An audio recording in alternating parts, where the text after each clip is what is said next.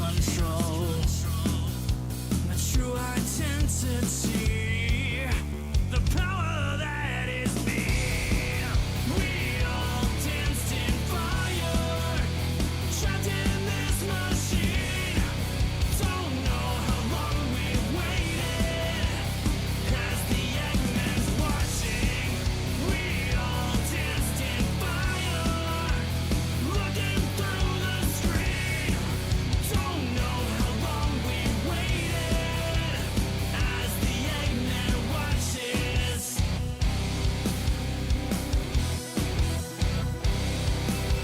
With the rules in the fight, electric lights, change surroundings, join history. A treasure disappears as she goes. Miss her as you look away, and no one knows. This power is a key. This power changes me. We all danced in fire, trapped in this machine. Don't know how long we waited, as the Eggman's watching. We all danced in fire, looking through the screen. Don't know how long we waited, as the Eggman watches.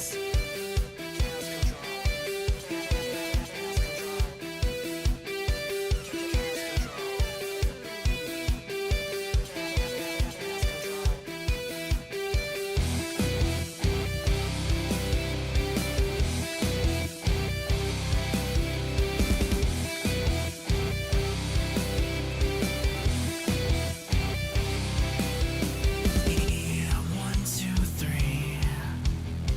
You didn't know, now I'm gonna show you the power that is me.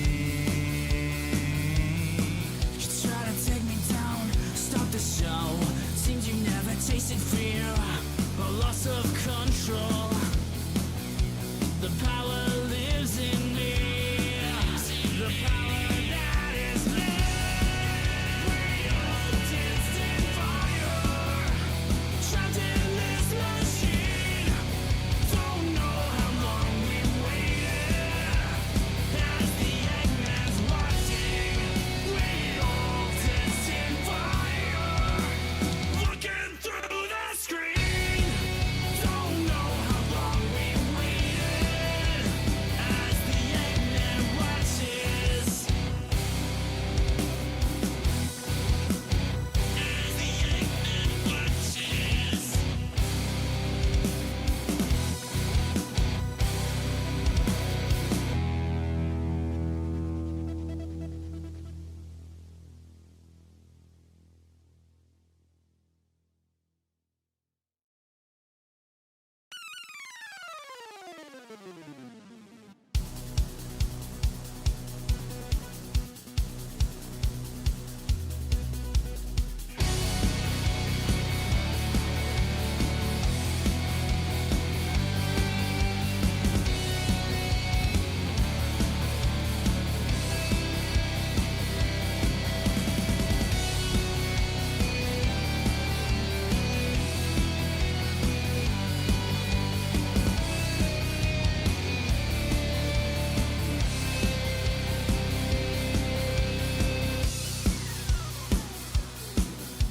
The shadow of myself, just who am I?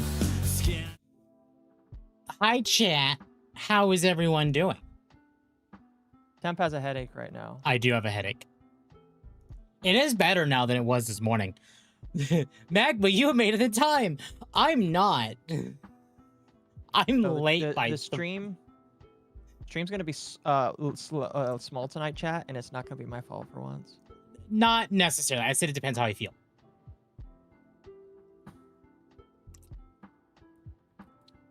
If anyone wants to know why I'm a little late, I've been working on something very important. Oh boy. Yeah, it's great. We're gonna be able to talk about it soon. Quotation marks soon. I have some more things I need to get done. Yeah, it's great. Welcome to Cowermon, welcome Requiem, welcome Magma, welcome Bandog, welcome Bloodsaw, welcome Sly Maverick. I'm tired, but I can't sleep, and I work in a few hours. Well, that sucks. I would try and get sleep. I feel that. Yeah, I do too. I do too.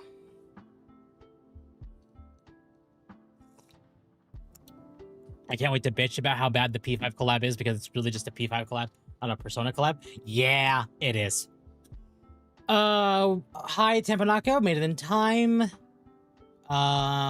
Burr, welcome Catalyst, welcome Tammy, welcome Tape. I almost called you Temp. God, welcome Tape. See, chat, it's been a long day. It's been a long week. Dude, you're fucking telling me. It's been a long week. Oh. You've had a long week inside. I've had a long week outside. Fair, but it's still a long week. I'm ready for this week to be over. Get some Tylenol. I don't take Tylenol. I'll be honest. I don't take drugs. Like the only... Well, let me change it. I don't take any drugs besides the funny green leaf. Because I just have bad reactions overall. Unless I need to take something like antibiotics, unless I get a tooth pulled, then fine. But the only drug is allergies. Oh, and I also take allergy meds when, you know, it's allergy time. Oh, welcome GTA. Welcome Annie. Welcome Frosty. Is it not over or is Sunday the final day of the week? Okay. It depends on who you are. Some people will say Sunday is the final or the first day of the week, but other people will say it is the end of the week. I'm gonna go with it. I typically go with it's the end of the week because it's the weekend, and Sunday is the last day of the weekend. So that I don't know. That's me. Bandog, thank you for re-upping your membership for 5 months. I greatly appreciate it. Can you believe it's already been 5 months since I've been monetized? I thought it was longer. Might be longer. I got monetized in like end of February, early March. Here's my question. Are you going to be able to stick with monetization with YouTube's new changes? Okay, well, answer me this. Is it, would I get demonetized if my current, like, if I got monetized before the changes were made, and then they uploaded the new changes, would I be demonetized until I hit those new goals? I have no idea. To be honest, you should have enough watch hours for it to not matter. I operate under school rules. Money's... Yeah, exactly. Welcome, Cinnabald. It's my Thursday. Yay! THC best. My food poisoning fight is hit round 2. But it's not as bad. Well, good. Temp, take the Tylenol. Gain Akko's Tism power. No, I'm good. Thanks. I'm good. Akko sabotaging Dogwave stats by dropping a 20-minute video 10 minutes for Dogwave. Niji bestiary begins. Listen, I didn't do that on purpose. My editor did that.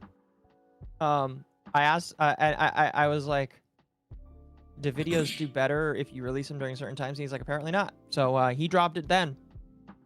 We'll see how it does. I mean, it's fine. Chat, after stream is over, go watch Akko's new video. Could Akko keep up despite the new job? No idea. Absolutely no idea. Wait, what? Like, maybe keep up doing, like, Dogwave or videos? I don't know. Oh, you should be able to. Apparently I have work tomorrow. But yeah, I should be able to. Fair.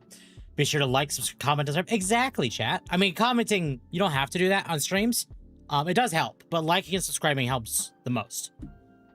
And sharing the stream. Sharing the stream especially, because sharing the stream gets it out to more people.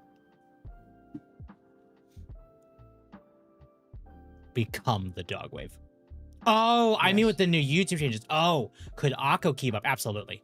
Yeah. Here, hold on. You talk for a moment. Let me grab my YouTube statistics. Okay. Join the Tylenolism. No, Yeah, you stay grandfathered in. That's what I figured you... Yeah. Like, if you've already hit the goal, like, once, Like they wouldn't just yank it from you just so you hit the new one. That so seems from silly. Just this month alone, I 3x the minimum requirement that you need in a 1-year period. Mm-hmm.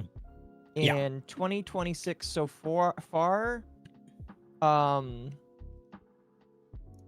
I 40 times it. I 40 Okay. times it. Okay, Yeah, good. because you need 4,000 watch hours. No, actually, is it 4,000 or 8,000? I think it's 4,000. Oh, that's 4,000. Yeah.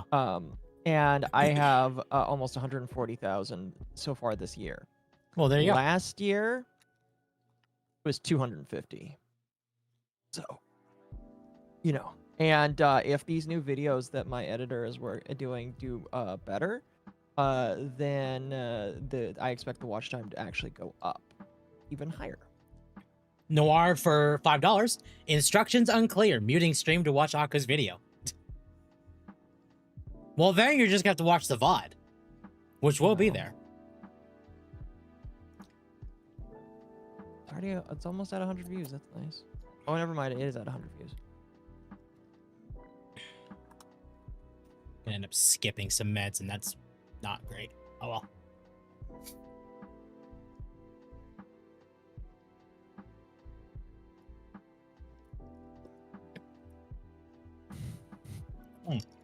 Sorry, just taking my meds for the evening. Welcome, cannibalistic Snorlax. Isn't that? Hold on. Oh, what is that? Thing. Oh God, what is the monster? The giant like Snorlax cat from Eugenics. That's what I'm thinking of, because it's kind of what a cannibalistic Snorlax is, because it eats cats and it looks like a Snorlax. The octopus is forever, but the dog is now. Question. You know. PSA, take your meds. Yeah, Guillotina, thank you. Thank you for me. I need to go take my crazy meds. Oh, they're not my crazy meds. I don't take crazy meds. They're like just like magnesium and other stuff I need to take just for my own health. I forgot to take them this morning. I've been so busy that I just completely spaced on taking this morning, and now it's 7 p.m. So, yay! I missed my morning pills. And after shame, I need to go fill up all my pill containers to make sure I take them and don't miss another day because I'm smart.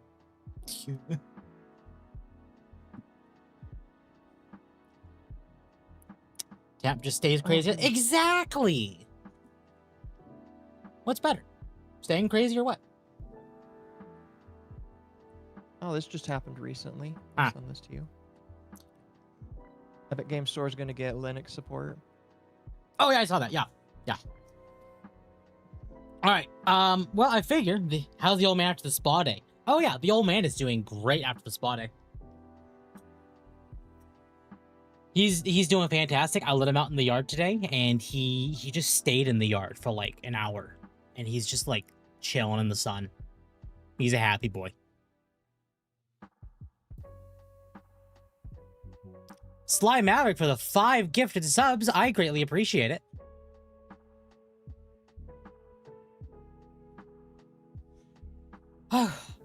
Okay. Floppy dog ears. Yeah. Okay. Take your anti-flea pills. No, Strickland, I will not take my anti-flea pills. Thank you very much. He probably missed being outside, heating Bigford. I'm like, yeah. No, yeah. And here's the thing, Tape. He's my dog. Okay, I could say what he is. He's a Shih Tzu.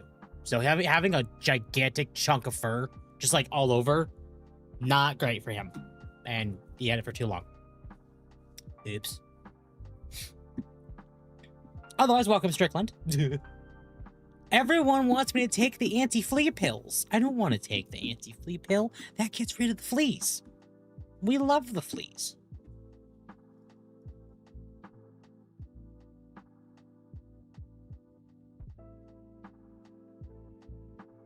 Take the pills, do the work.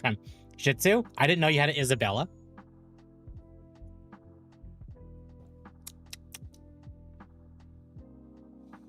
How do you do, fellow Inklings? I think you mean Squiggas.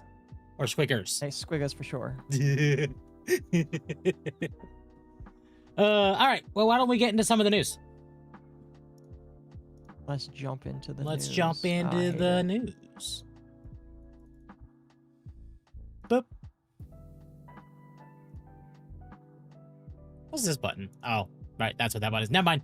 I know what that was. Temp party, where's the collar? I do have the collar. Yes. Let me make sure this React capture is on what I need it to do. Boop. Cool. And then we're gonna open, I'm gonna do this so Occo can see it.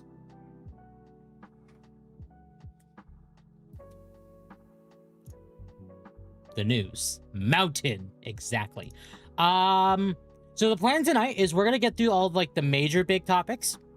That way, in case I feel like shit afterwards, at least the big stuff I wanted to talk about is done. Oh, and then perfect. and then if we have time, we'll go through the smaller ones. So you're gonna blow your load early, and so people know that. Yeah, exactly. Yep. Exactly. Oh. Okay. Here. So, Calamity mod. Okay, so you talked about this on Under the Tea with Mizu. Kind of. So let's go ahead and give this a read. From the Calamity mod developers. Hey everybody. We've been having a lot of internal discussion. Do that so we can read everything. And after much debate, we've come to announce a very difficult decision. We will unfortunately be ceasing all development of Calamity. There's a few reasons we've decided to do this, but there's one simple reason that stands far above the rest. While we're sure most of you are aware of the troubled past of Calamity's development, at this point, many of us have felt personally betrayed time and time again after being promised something better that never ended up coming. We're just tired at this point, and almost all passion we had for the mod has been soured, with many of us having chosen to leave as a consequence. Most of us want to simply move on and would be far happier working on our own projects that aren't and won't be tied to something with what we feel is irrecoverably tainted reputation. Some of you are also probably aware that we've received several requests for asset removals and wonder what will happen about that if there's no further development. It sucks, but the answer is that the lack of anyone to work on the mod, combined with the staggering amount of these we received since, makes removing and replacing every single one functionally impossible. Ceasing development is frankly the closest thing we could do to fulfilling everybody's requests. Absolutely do not harass anybody who has requested their assets be removed from the mod. This is only a small part of the issue we're facing, and it's not the fault of a single one of them that this is happening. All of them have valid reasons to want this, and we wish we could reasonably take the time to follow through with these requests before throwing in the towel. In terms of where things will go past this, due to legal concerns, no re-uploads or forks of Calamity can be made and uploaded. For the sake of clarity, this means that things such as fables, add-ons, and such are fine. Past that, though, we don't really know. A lot of what happens next depends on Ozatron being present to potentially hand things over and sort things out, such as bounties up for work for the mod yet to be paid, and his sole ownership over the Calamity mod GitHub. As of now, he's not responded to anything in the development of server release recently, and we're hoping to get back in contact soon to resolve all of this. However, given the current state of things, we don't know if he will even bother. However, there is one thing that is certain above, or despite all of this. All of us developers are incredibly thankful for the overwhelming amount of support over the past decade. It's mind-boggling how big Calamity and its community have become over the years, and so many of us have loved working on it even up to these final days in spite of everything. This journey has been long, bumpy, rough, and chaotic, yet it's still been wonderful despite that. Working on this, so many of us have learned to accomplish things we've never thought we would be able to do, and no matter how painful it is to never see our dreams feel truly finished, the things we've learned we can do to be able to see the rest of our dreams maybe come to fruition someday is something that can never be taken away.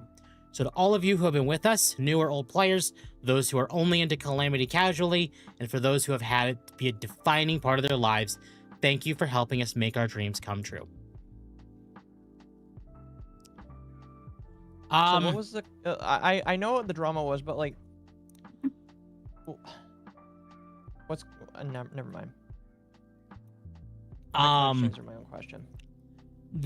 So basically from what I understand, so take it with a grain of salt because I have not actually done a lot of digging into Calamity.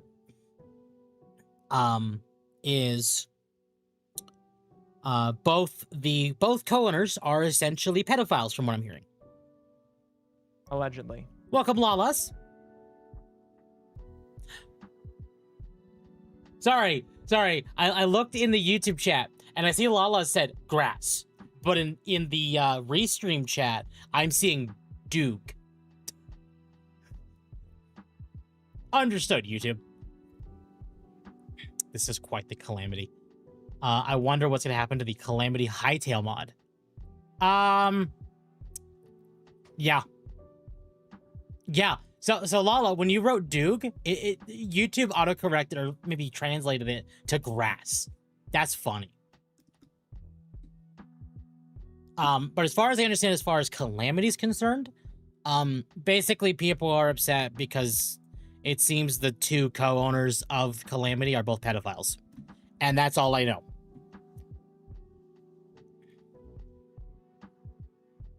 Okay. Again, allegedly. Allegedly. I don't know if that's like quite true. I cannot confirm or deny this because I've not really sat down and played Terraria. So, I don't know. I guess the Well, I would Duke hope that you don't find that out by playing Terraria. Yeah. Well, no, it's because I don't play. I haven't really sat down and played Terraria. At least it's around it came out, which is God, long time ago.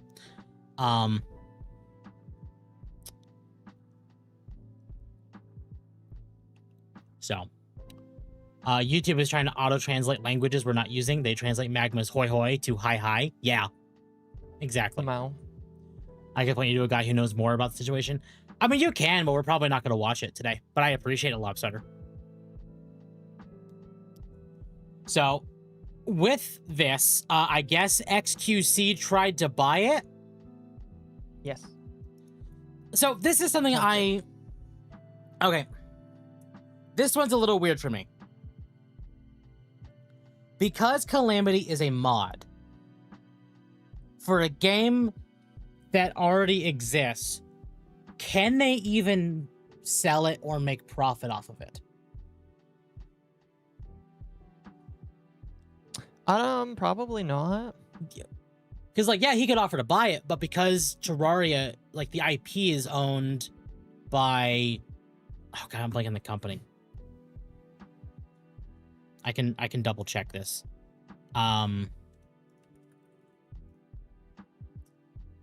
Relogic. They're owned by Relogic.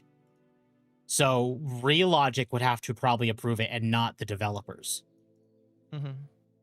Yeah, because it violates copyright. I wanted to ask that during Under the Tea, but you moved past it so fast that it just became no point to asking. Right. College Engineer for 20. That's a question for Mizu. Behold. Yeah, it's why I'd like to get Mizu on one of these days, but with anime audits happening at the same time as Dogwave. I mean, you have to ask him an hour.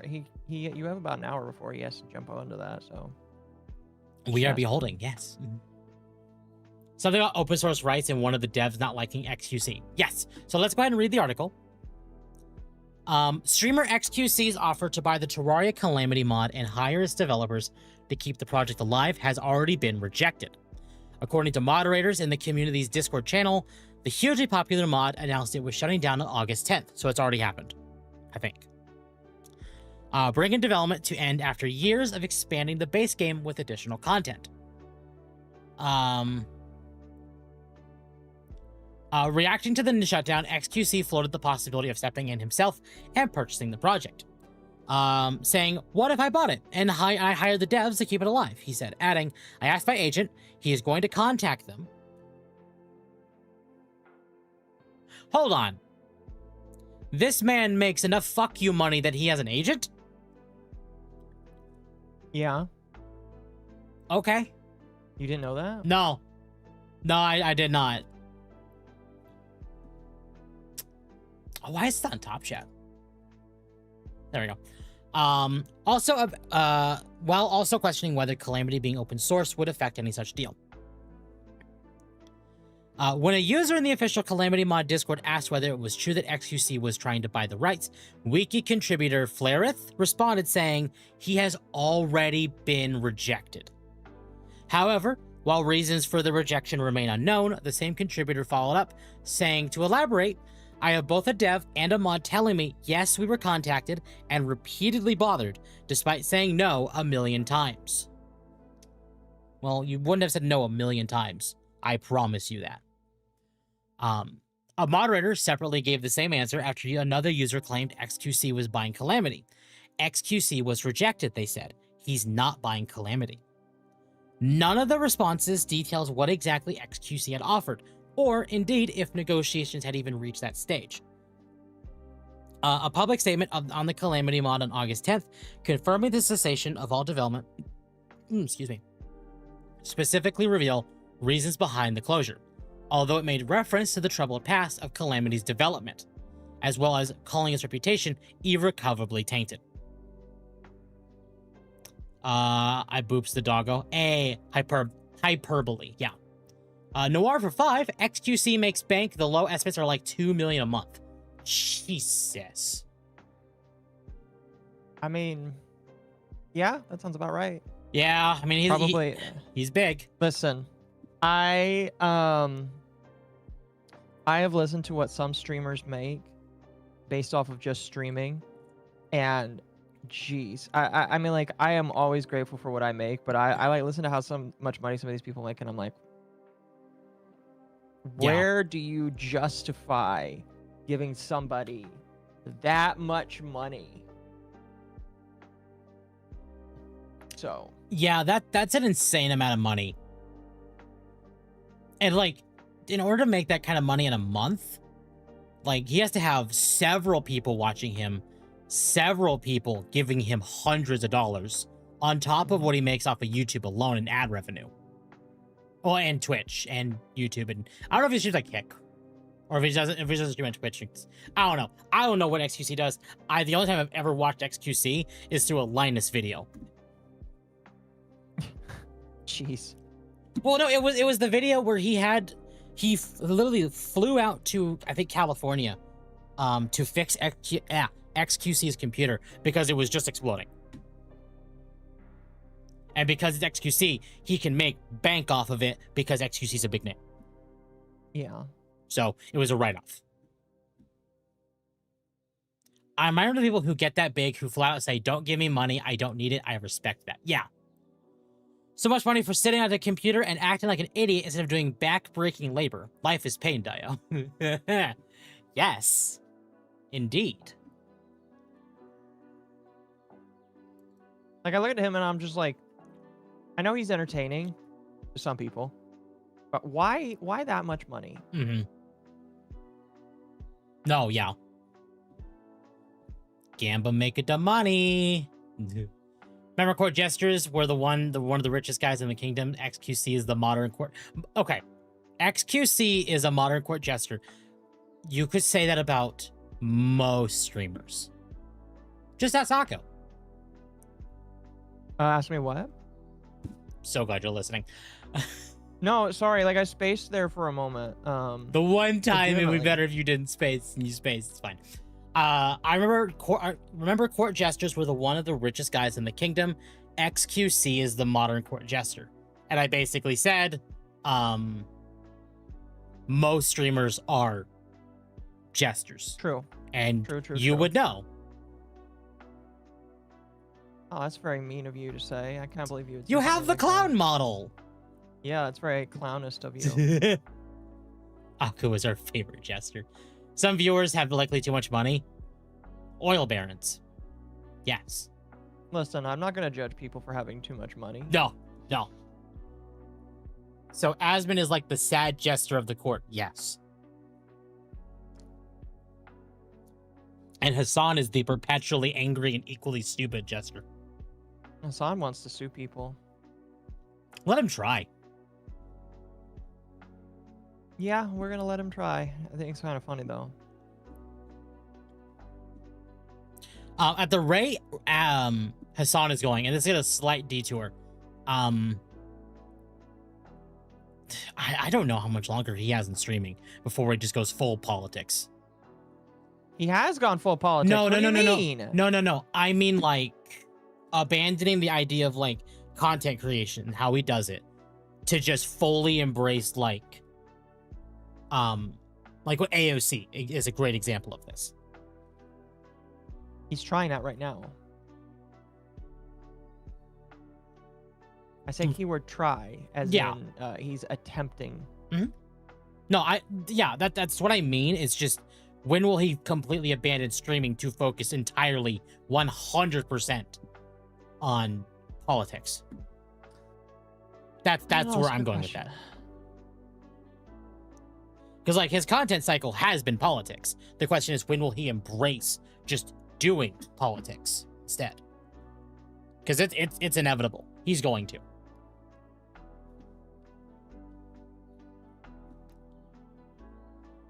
Hassan is just a gesture. That is a miracle the king hasn't kicked him out yet.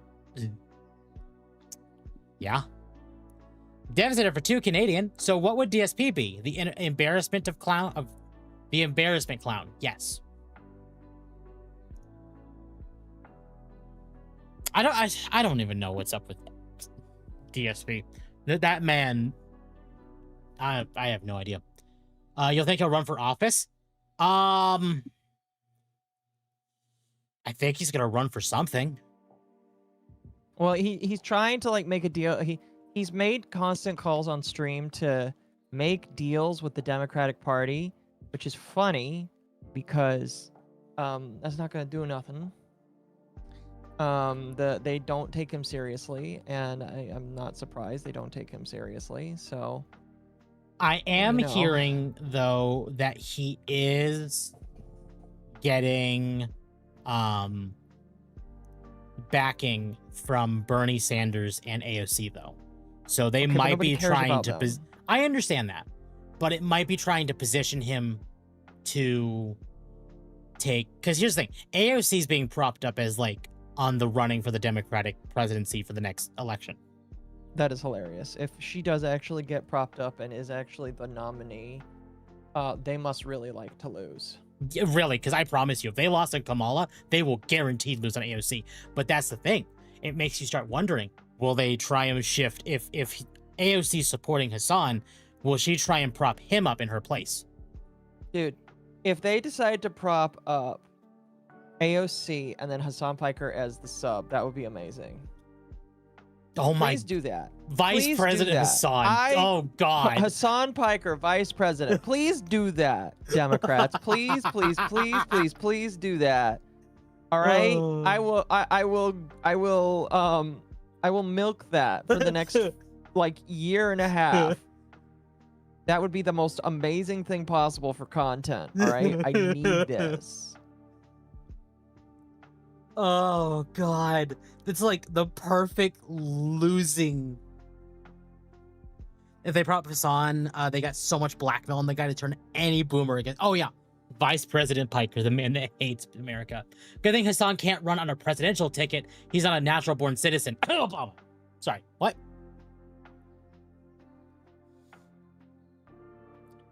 You gotta take care of that cough, man. Nope. Nope. The cough's fine. Cough is fine. With the DSA trying to take another hostile takeover, Hassan is like using it, have many friends in the establishment. They're not as, Vice President Piker, billions to Palestine. God. Because here's the thing. Much different from the current arrangement. No, Hassan is an anchor baby. He's able to run. Yeah, he is. Yep. So, I don't know. Off topic, more on Obama is coming out. Feds are compiling information. Oh, Tape understood what I said. Oh, understood. That the hairball is getting to you. I know. I should probably take some. I feel like I might have a cold coming on. It might just be my headache. So I might take some extra pills tonight to make sure I don't get sick, because that'd be bad. How old is Hassan? I think you need to be 33 to 35. I think he is like in his 40s or 50s now. Probably 40s.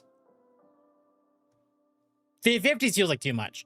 I'd say probably a bare minimum he's like 35. But I don't know. The cough will take at least 3 terms to lose. The new voice for the Tides of an English protagonist is announced, Angela Saint Albano. I recognize the name, but that's... I don't recognize where she's from. Hassan just turned 35. Okay. Understood. Feds unveiling the full power review. Obama. Hey. Obama. Hey. Oh, no. All right. Let's get off politics before we get too deep in the woods. Wolverine got some gameplay. Have you seen the gameplay for Wolverine? No. Oh, it's wonderful. Here, chat, let's see the gameplay for Wolverine. Isn't it exhilarating?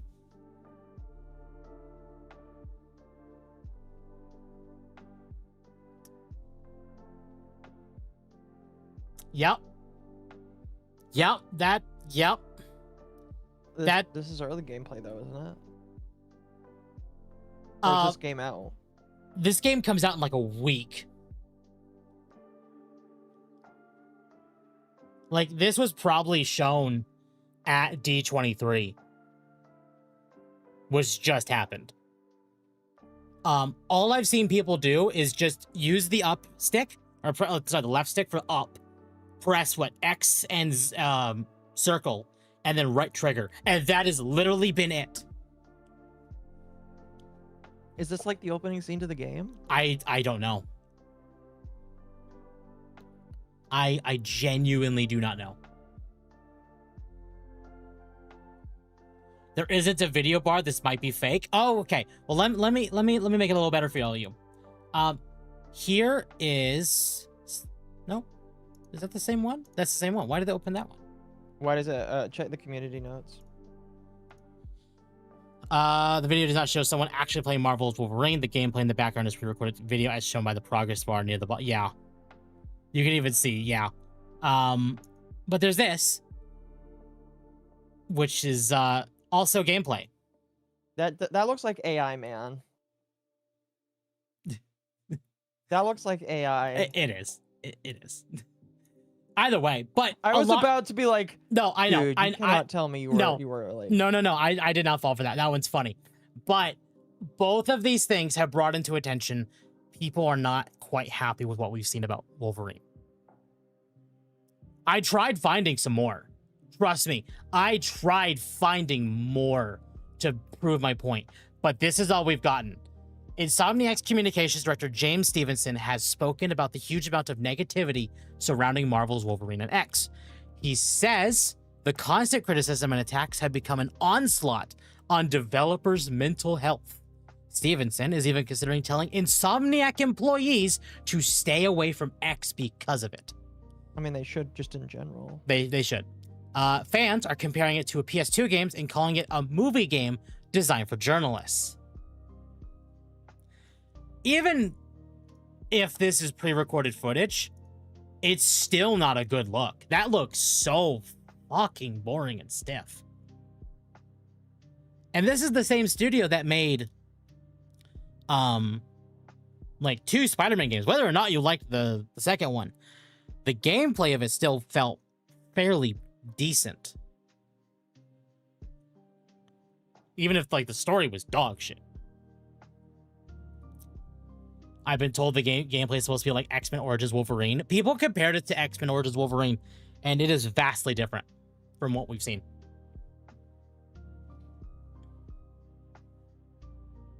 So, I don't know. There really isn't a whole lot to go with the Wolverine thing. It's just people are insane. Hold one button. Yeah, that's the thing. Is so many movies, or so many games, especially a lot of Sony games specifically, try to be more movies than games these days. It does take less effort. It does. Because they can make minimal gameplay and basically have just an animated movie in general, and it will cost them less. So, yay. I expected this kind of gameplay the instant the alpha leaked online. That build had craftable med kits for Wolverine. Yeah, craftable med kits for Wolverine makes no fucking sense.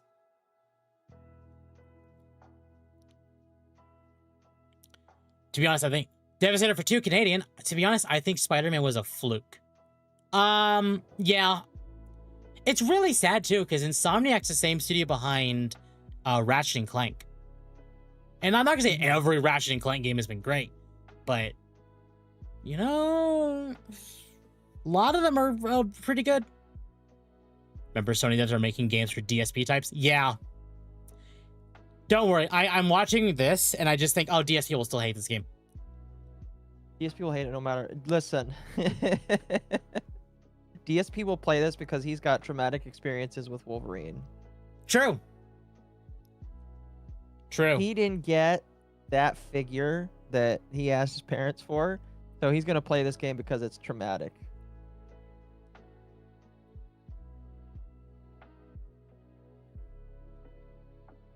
Damn, DSP hates Gears E-Day. I mean, I've not played Gears E-Day. I can't comment on that. Medkits for Wolverine, one of the strongest healing factors in Marvel.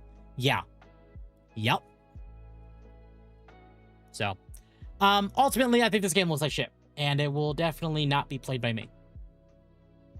Because, God, no. There was something about developing games in the 2000s we've lost, and we desperately need to get back. I pointed this out to Magma. But notice that a lot of the charm of video games, like the moment we lost like male and female genders and we went to type A and B, is the exact same time we lost beach levels. I don't know if it's a coincidence or not, but that's funny.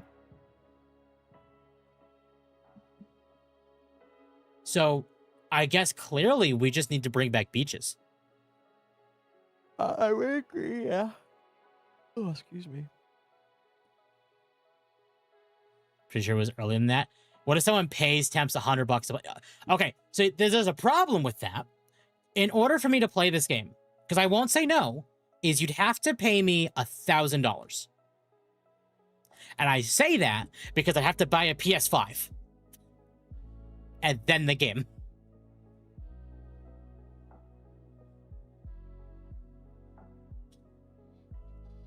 So I would have to ask enough to buy the console as well as the game.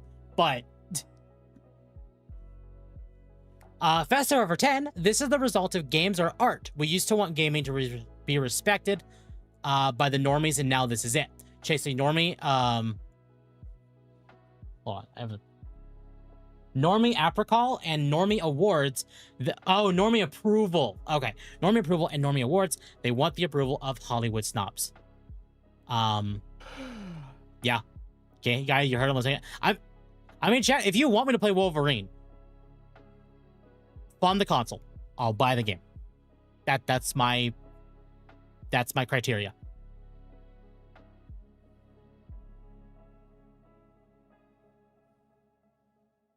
So it'll run like shit in the PS5. You need the PS5 Pro. Yeah, that's true. And that's the thing is like I would need a PS5 Pro, which is why I say over $1,000. The PS5 in game would cost you $1,100. Hold on. How much? Let me check Amazon. How much is a PS5 Pro on Amazon?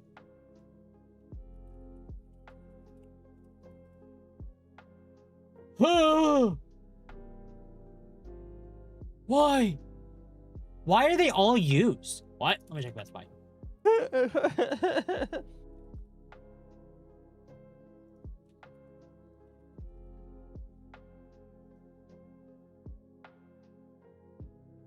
Okay, if I wanted the PS5 Pro, I would need $900.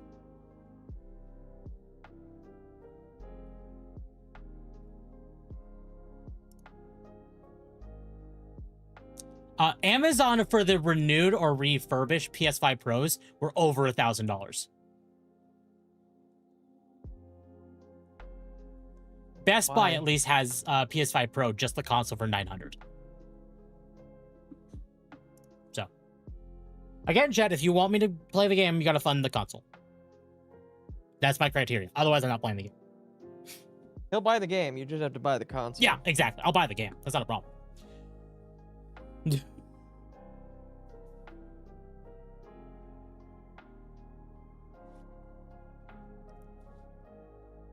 That's not worth. Yeah, it's not worth it for the joke. Yeah, exactly. I'd rather buy a Switch 2.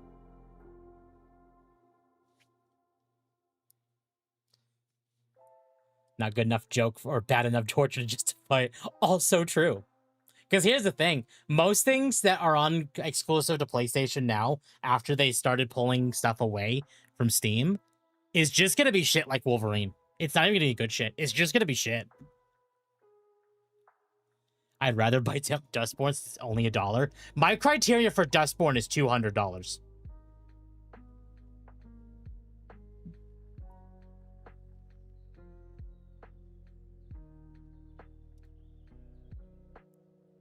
Gotta pay an additional $200 for Temp's therapies.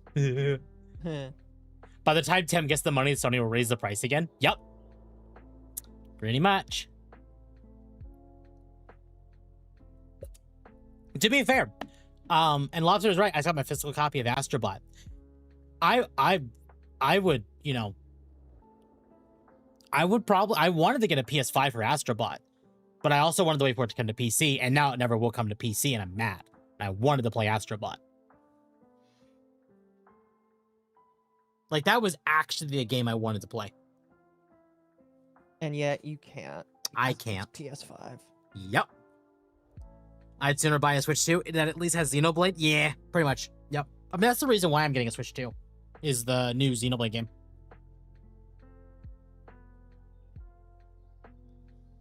I just want games to be good again. I want to be happy everything is now lame and gay and doomer shit. Yep. Pretty much.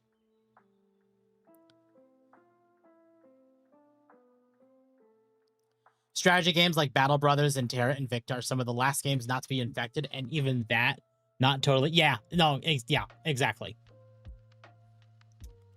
Well, Donkey Switch 2 as Donkey Kong. Yeah, it does.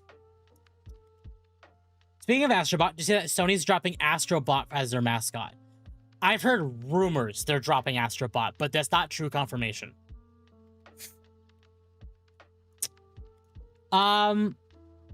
So, over the past couple days, D23 has happened.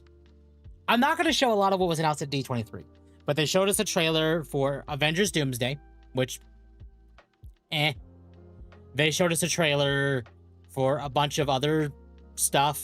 I heard of Incredibles 3 is coming out. Meh. I've heard... we got a trailer for Vision Quest. Vision Quest looks at least semi-interesting, but otherwise, meh. We got a trailer for Star Wars Starfighter, which I've heard is... I heard it was decent. I got a trailer for Ahsoka Season 2, which I heard was just kind of meh. But they also talked about Kingdom Hearts 4 at D23. Yes. That one was the big one. Was it 25th anniversary soon? Yes. Holy cow. So obviously we're not going to play any audio from these because we don't need Disney or Square getting mad. But we got a bunch of announcements related to Kingdom Hearts. I'm not going to bother showing the original trailer because Square uploaded the actual trailer yesterday. So I'm just gonna zoom in so that way there's like the hell. Here we go. That way there's at least some like background so they can't get overly mad.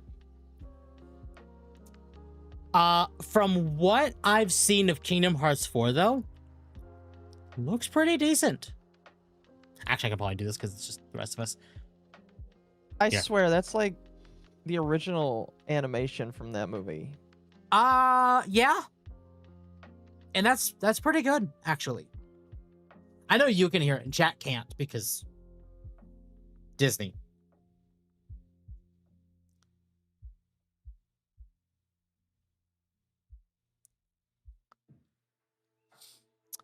I've definitely seen people quite impressed by what we've seen so far, where it's so close to the actual movies.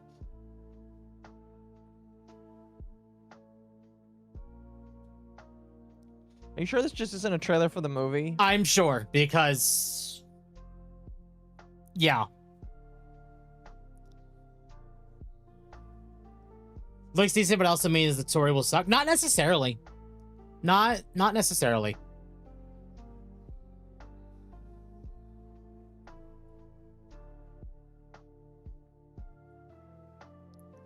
So... you could definitely see some, Final Fantasy 13 influence here. Not 13, 15. Can I ask? At what point did we go into the modern age? At the end of Kingdom Hearts 3.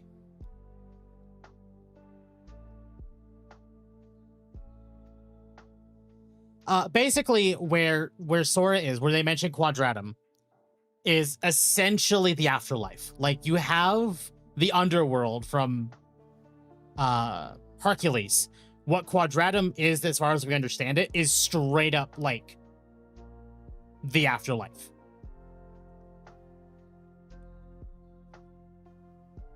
So why is Sora in the afterlife? Did he die?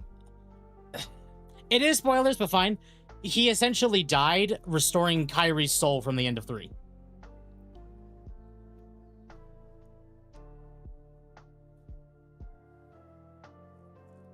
Okay. Like, it wasn't confirmed he died, but it also kind of is confirmed he did die.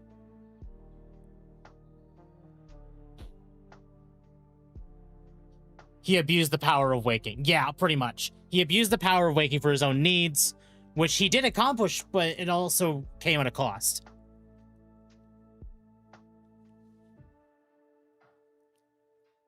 In other words, Sora is dead and Mickey is researching necromancy. Well, it's also implied that, while Quadratum may be the afterlife, it is also a different world. It just seems like it's a world heavily locked away.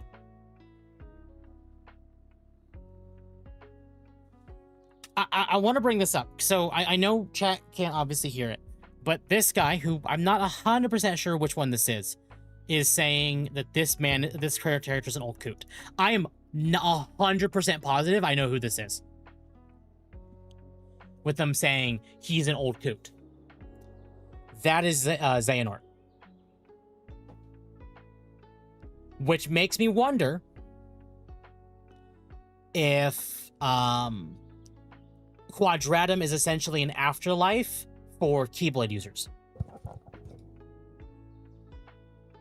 Okay. So, like, you have the underworld in Olympus. Well, that's the afterlife for people of that world. Obviously, it's a little more expanded because of how Kingdom Hearts works, but Keyblade users, because of the whole light and darkness thing, probably go to Quadratum, which is why we see Xehanort here. Because he also did die at the end of 3.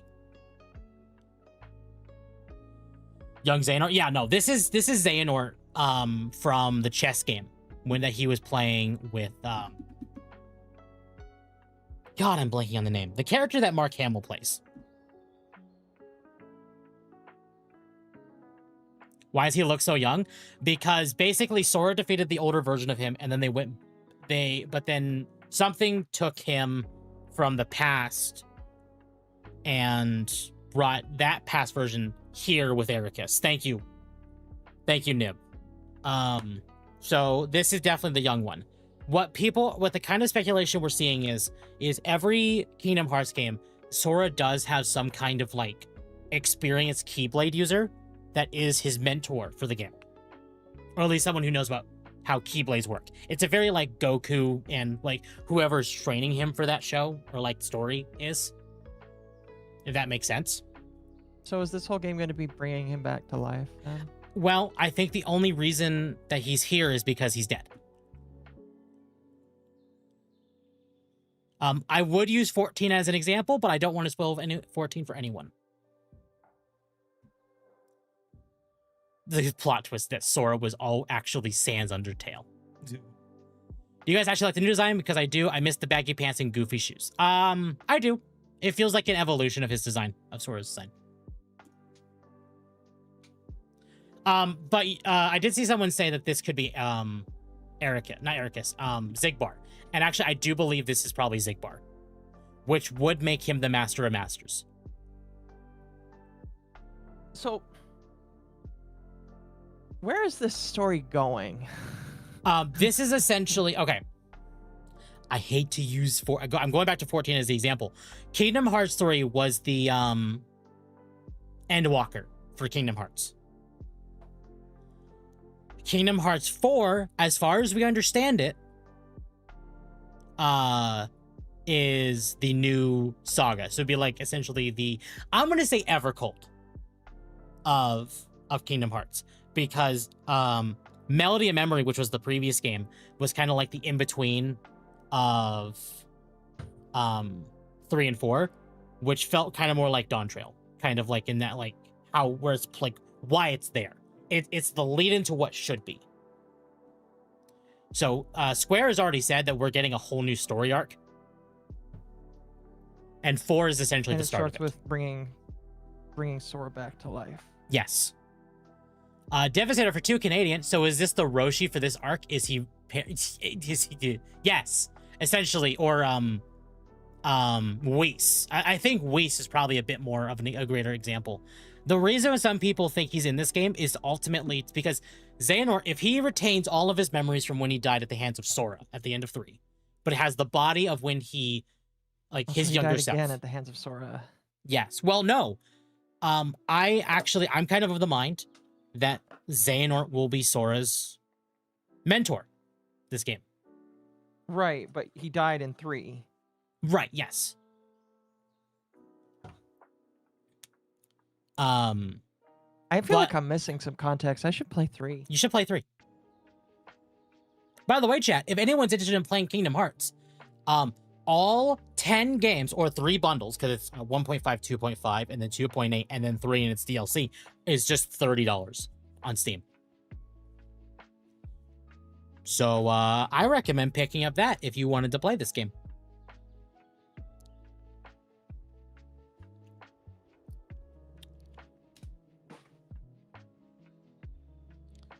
The one criticism I have seen from this trailer is the very, very end. Like, people are both extremely excited by this ending and mildly frustrated because obviously we have Riku. But people are a little upset that we still have the car key. We still have the car keyblade. Where did he get a car keyblade? So in Kingdom Hearts 3, his original keyblade, the weird darkness looking one that he had since Kingdom Hearts 1, that one was destroyed. So he had a new keyblade essentially forged. And this is what it is. And people were like, but do we need a car key? Like, I understand these are keyblades, but this might be a little too literal. But also, it is a kind of funny keyblade, and I do like it because it is kind of silly. Like, it's too literal. Man, we got all these magical keyblades, and this guy's just got a car key. Yeah. Riku's just got a car key. Xehanort wasn't evil, more misguided. Yeah, no, he's just misguided. Do a barrel keyblade. Dude, I don't even want to see those plaque pants he had in Kingdom Hearts 3. His design in that game actually sucked. Yeah. Dude, what I'm hearing is at the end of Kingdom Hearts 4, he's going to find a Toyota Corolla to unlock. You know what? That's what's going to allow him to open up the Kingdom Heart. You know, I'm down. I'm down. And it's going to be a Toyota because it's Japanese. Okay. I just want a Star Wars world where Sora whoops Darth Vader's ass with the lightsaber key, but I think that is coming. I think Star Wars is guaranteed at this point. Plus, I do think where they're going to take it, like the actual story for that, is Episode 6, which is Return of the Jedi. Yeah. His new key is called Braveheart. I love the Final Fantasy parallel. He starts with Soul Eater and ends with Braveheart. Dark Knight to Paladin. Yeah. No, if you look at it that way, Riku is very much a Dark Knight to Paladin like character. And essentially Riku is our Cecil. And I love that. Any chance of Final Fantasy 15 or 16 characters? No. If we're getting Final Fantasy characters, it's probably only going to be Squall, Tifa. Well, no, sorry. Squall, Aerith, and Yuffie, and maybe Sid from 7. We might see Cloud and Tifa, but I doubt it. But I think if there's any chance of a new Final Fantasy character being added, it's either one from the 7 remake series or someone from 14. Did I not hold on? Noir, did I not read your super? I could have sworn I read your super. Oh, no, I didn't. Sorry. Noir for 5. It's Kingdom Hearts lore. Just headcanon something. It'll make more sense than what's actually happening in the game. Yes. Exactly. Thank you, Noir, for reminding me. Flashback from Ysate. I wouldn't be surprised to see Noctis, though I suspect bad blood with that one. Maybe. Tataru? No. If anyone from 14 is going to be in this game, it's going to be Y'shtola. I promise you. It's going to be Y'shtola. He's not wrong. The only other one that I think could fit is going to be Thancred. Y'shtola is like a top 10 Yeah. commander in Magic the Gathering. She's the popular character from 14. She's essentially the face of Final Fantasy 14. Like, we see Meteor, who's the Warrior of Light, on all their marketing. But when you see, like, crossover stuff, it's always Y'shtola. So, if we see a Final Fantasy 14 crossover with Kingdom Hearts, it's gonna be Y'shtola. Yuzuru was basically legally distinct Noctis. Yeah. Pretty much. Last we saw Cloud and Sephiroth was when they jumped and got sent to another dimension or some crap. I do hope they return. That'd be nice. Y'shtola is top 1 in Commander. She just became number 1. Yeah. My buddy refers to Kingdom Hearts as Dark Souls with color. I can see it. No. I mean, there are some really rough fights, but otherwise I don't see it. But this, okay, so we got the trailer. It's all said and done. The big thing about this trailer is that we got an actual date. Well, pseudo date. Late 2027 is when they're saying this is coming out. And they actually gave us a list of all platforms. So Switch 2, PS5, Xbox Series XS, Xbox on PC, whatever the hell that means, Steam, and Epic Game Store. Day 1 on Steam is massive.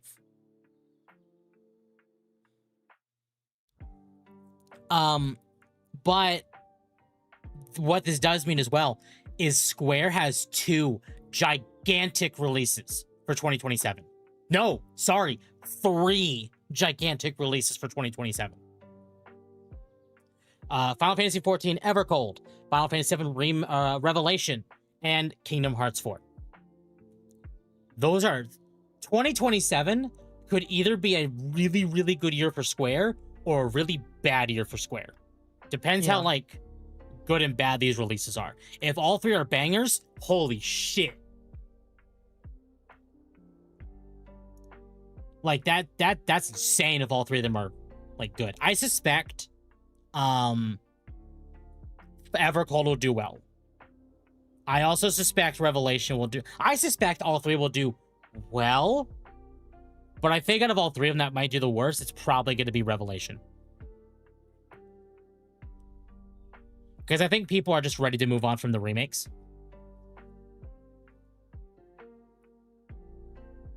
Dragon Quest 12? No. 12 was probably not even going to be till like 2029 at this rate.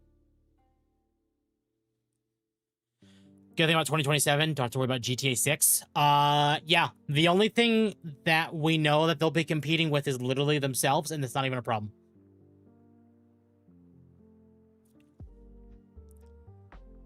Square, please don't sideline my boy Riku like last time. Yeah, I hope they don't. But this isn't the only thing we got. We did get an interview from Tetsuya Nomura. Tetsuya Nomura says there's an idea for a unique themed world that they weren't able to realize in Kingdom Hearts 3, but they will do it in Kingdom Hearts 4. Stating, imagining something new based on solely a certain type of concept is something that is very fun and enjoyable. And it's also in some ways less daunting because there is no expectation of having to replicate something exactly how it is. There was a concept that we had since Kingdom Hearts 3, and we've been working on the plan, but it was quite difficult to realize. So it's been evolved and will appear in Kingdom Hearts 4. So please look forward to seeing what kind of world it will be in. It's a pretty amazing world, at least from our perspective. So please look forward to it. Okay, I want to hear your thoughts, Akka. What do you think this world is? that he's bringing around? Yes. It's something they were not able to realize in Kingdom Hearts 3, but they are able to bring to life in 4. Dude, I didn't play 3. I don't know. Well, spitball a Disney movie. Like, is there something that's out of this world that you wouldn't expect in Kingdom Hearts?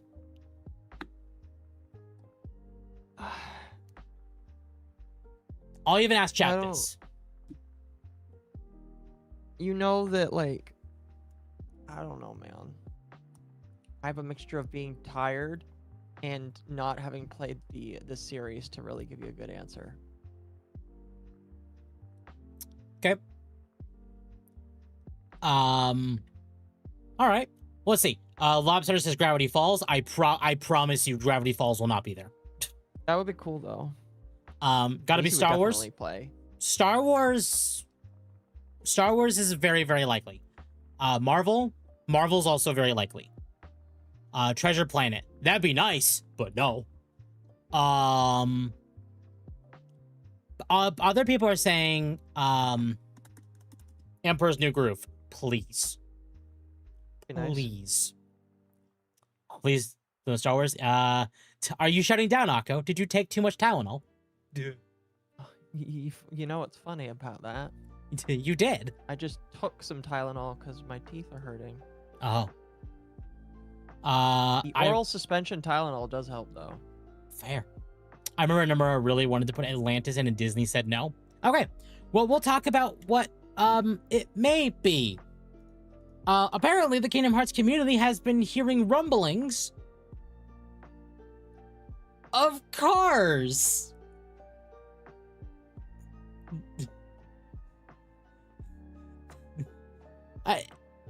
I saw a great image in this exact post, and it was, yeah. Well, that's not even it, but cars is what I'm hearing. The fuck? Why? I got something for you. I want you to play this without even saying anything. Just play this without saying anything. Do you want to play it on stream? Yes, on stream. Okay. Without saying anything. Do you want me to play audio? Yeah. Okay. Start at 11 seconds, by the way. All right. Let me do this. Start at 11 seconds. Okay. Hold on. Chat will love it. Let me do this.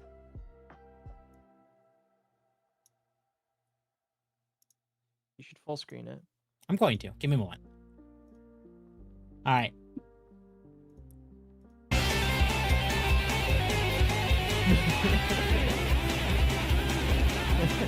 Cars? Cars? Cars! And holy shit! This is legitimately what people will say if they hit cars. I can't believe you did this to me, god damn it! How could you do this to me? I can sit here and be shoveled shit all day, but no one can tell me that anyone, anywhere thought this was an okay thing to do! Why? Why would you take a fucking Banjo-Kazooie game? One that we've been waiting for years! Just replace Make that it with Kingdom Hearts 4. about fucking Lego cars! Yeah. Yeah. Best JonTron video? It's not the best one in my personal opinion, but it's a pretty good one. It's good. It is very good. So, yeah. I'm not going to say they can't pull cars out of their ass, because they pulled The Lion King out of their ass. Fine. But why? I hope it's Star Wars. I really hope it's Star Wars, or a really long-awaited, like, game that we've been, like Atlantis, or, fucking Emperor's New Groove instead. Like, that'd be cool. But this? Oh, no. It scares me what they could do. Biggest issue with KH3 is that you could feel Disney breathing down Nomura's back with the world structure. This makes me worried, to say the least. I'm a little worried as well, because Nomura made it very clear that Kingdom Hearts will have a much bigger presence in 4 than 3. But we saw none of that in the trailer. So unless Nomura basically told Disney to get fucked and he's gonna do his own thing, it's entirely possible Disney basically just put a leash on him and said, no, you're doing everything we want. Fuck you.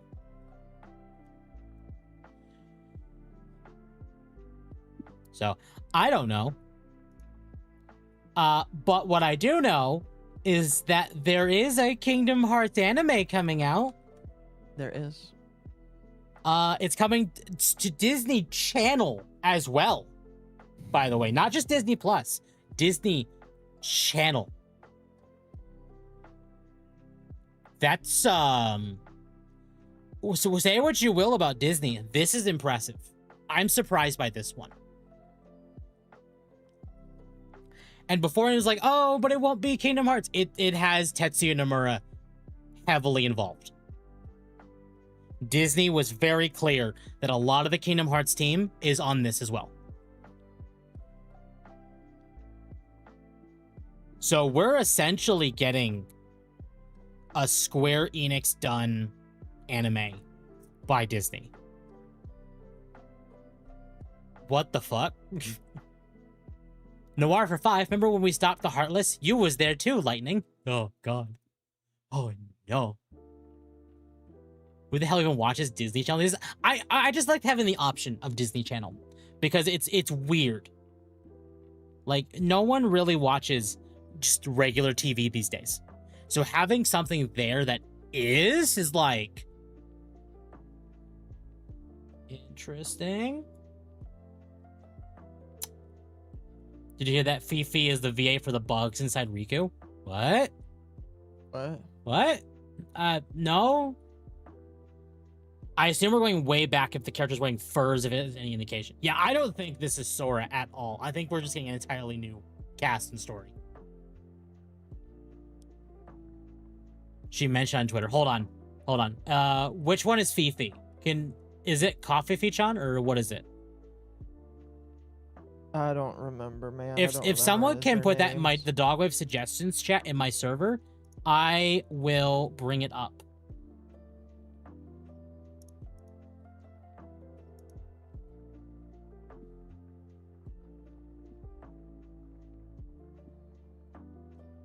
The lewd tuber. Well, that doesn't narrow it down.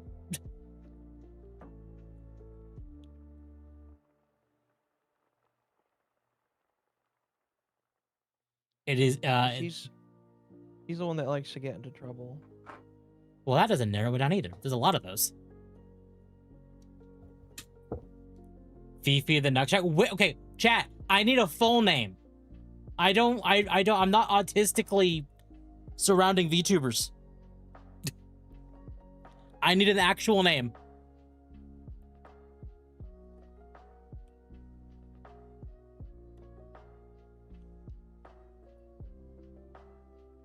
Yeah, let me. Yeah, okay, I was right. Coffee Fichon. Thank you. Let me look at this. I'm gonna do it on a separate tab because, this could be dangerous.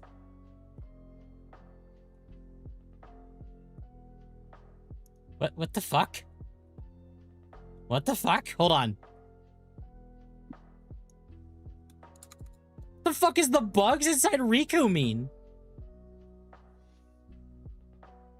Well, I'm definitely not watching it in English. The fuck? What? The fuck is bugs inside Riku? That's so... Okay, I'll be honest. I feel like this is... a joke. I think she's joking. This has to be a joke. Yeah, Because... she says in the comments it's a joke.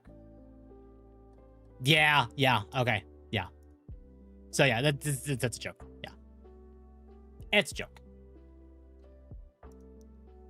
Listen, I will tell you, there's no way they're going to let a porn star voice act in an anime that's made for children.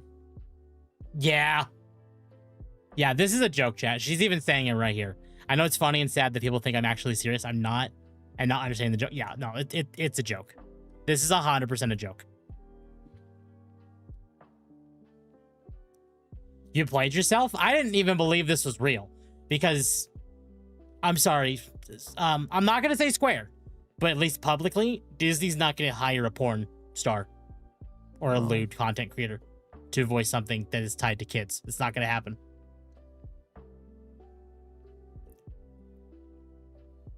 At least, like, I'm not saying they wouldn't for like something, like more adult themed, but for something like Kingdom Hearts, no. What's really funny, is actually the actors behind, Sora and Riku. Hold on, I might have to be able to get a clip of them. Hold on.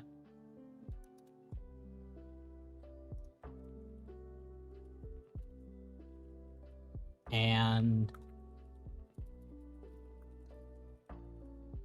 hold on, I might be able to pull. Yeah, here. Wait, no. Wait.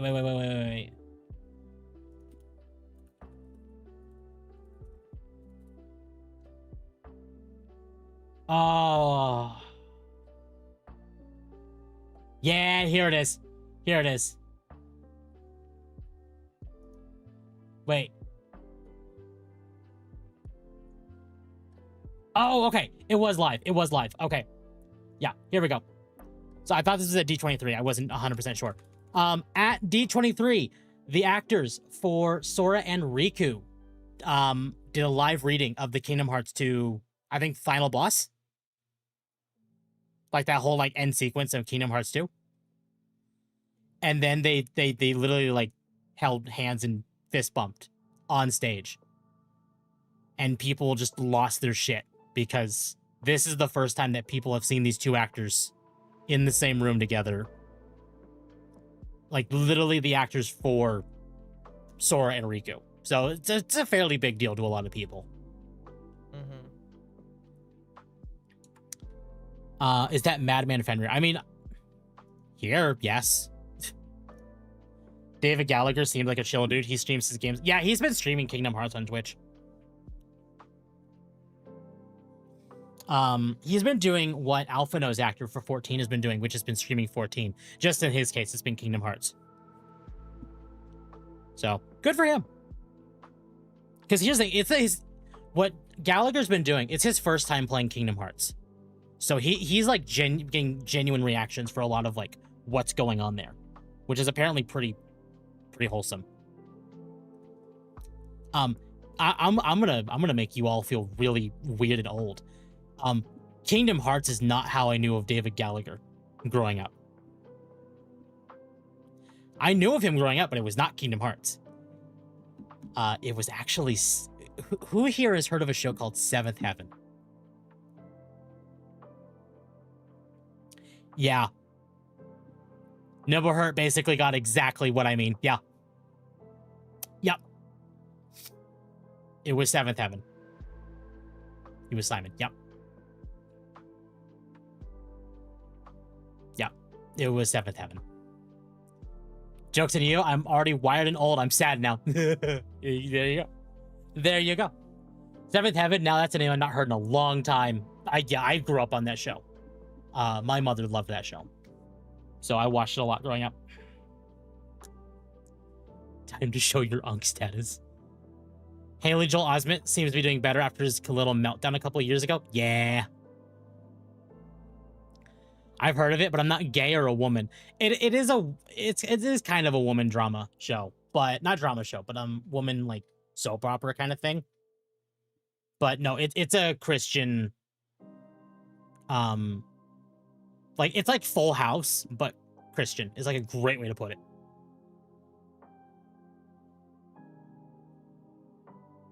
And it kind of is better than Full House, I'll be honest. Holy shit, elite ball knowledge there? Yeah. Yeah. So, is that related to Kingdom Hearts Final Fantasy? No. No, it is a... Hold on, chat. It is not Final Fantasy related. Here, if anyone's interested, this is what I mean. This is the show. And yes, David Gallagher's in there.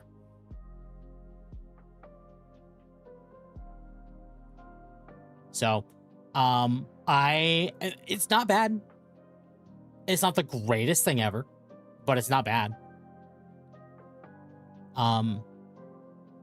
So, like, cringe Christian God's Not Dead. No. It's a mid 90s show that lasted until 2006.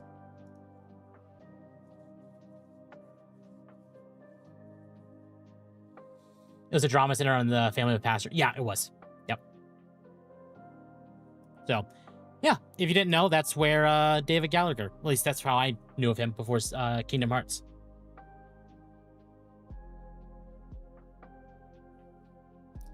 Ironically, it's the same way with Haley Joel Osment. It's the exact same way. I knew of him before Kingdom Hearts with Secondhand Lions.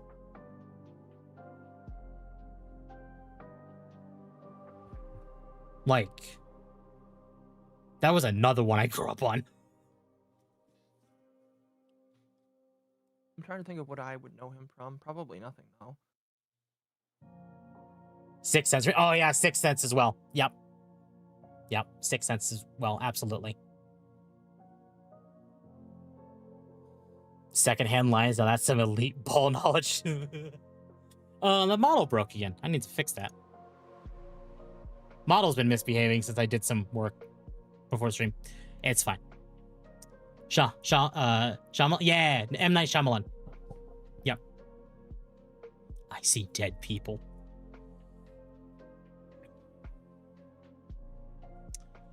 Otherwise, that's pretty much all the Kingdom Hearts news we've gotten.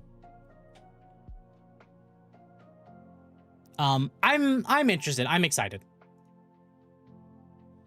I wish I was as excited as you were.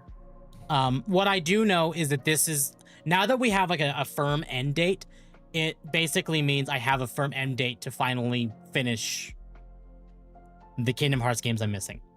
Mm-hmm. Which, yay. Where are you at with Final Fantasy? I started to stream 7, like original 7. But as far as finishing Final Fantasy games, 1 through 6, 14, 15, and 16.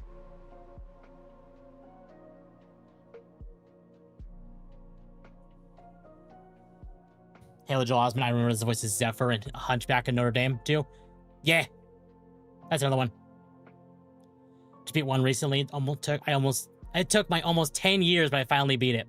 I gotta replay 1. Because when I first played Kingdom Hearts, it was on the PS4 with the 1.5 collection. Sorry, 1.5, 2.5 specifically. And then it came to PC, so I moved entirely to PC with Epic. And then I played through Kingdom Hearts 1, 2, and Birth by Sleep there. Oh, yeah, no, 1, 2, and Birth by Sleep on PC through Epic. And then it came out on Steam. And I kind of want to restart it all on Steam. So I got to replay 1 again. It's just I've replayed 1 like 3 times now, and I'm like, I don't want to, but I want the achievements because I'm that person. Yay. Why are you struggling to keep focus? I have my light on here. Let me see if I can just do this. I'm sorry. I'm struggling to keep focus because my teeth are in pain right now. That's also fair. I can't blame you for that one. Here, let's get into like the Kingdom Hearts 1 to Steam build is pretty good. Yeah. At least I found. Here, let's get into the primary topic of the thumbnail. A woman writing Saber games said she was fired and replaced with AI, and the CEO's response is one of the most insane things I've ever heard from Paul Tassi. Well, it is Paul Tassi. Update. As of August 13th, 2026, This Week in Video Games requested a follow-up comment from Saber Interactive and received the following statement from Kark. Stella who? I had to ask Claude because I've never spoken to her or seen her. We have already said we're using AI for certain parts of the game and will update the Steam page once we have finalized the feature set. Or the feature set, sorry.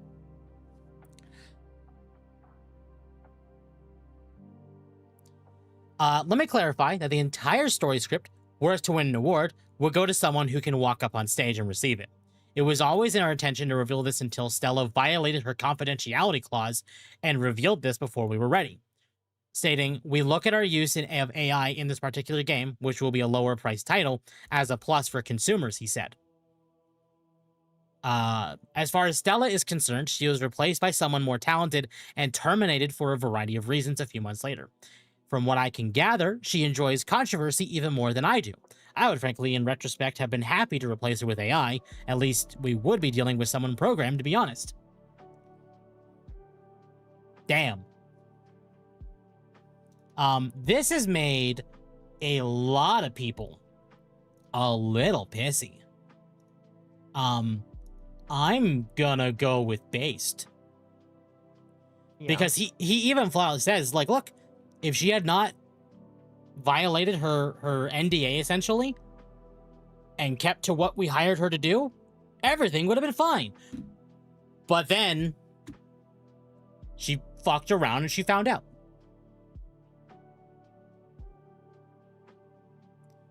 Bro is unaware that AI lies all the time. I mean, yes, it does, but in fact, apparently, we're learning a little bit more about this since this came out. When people saw this, it was like, oh, well, this is the end of Saber Interactive. I promise you, no, it's not.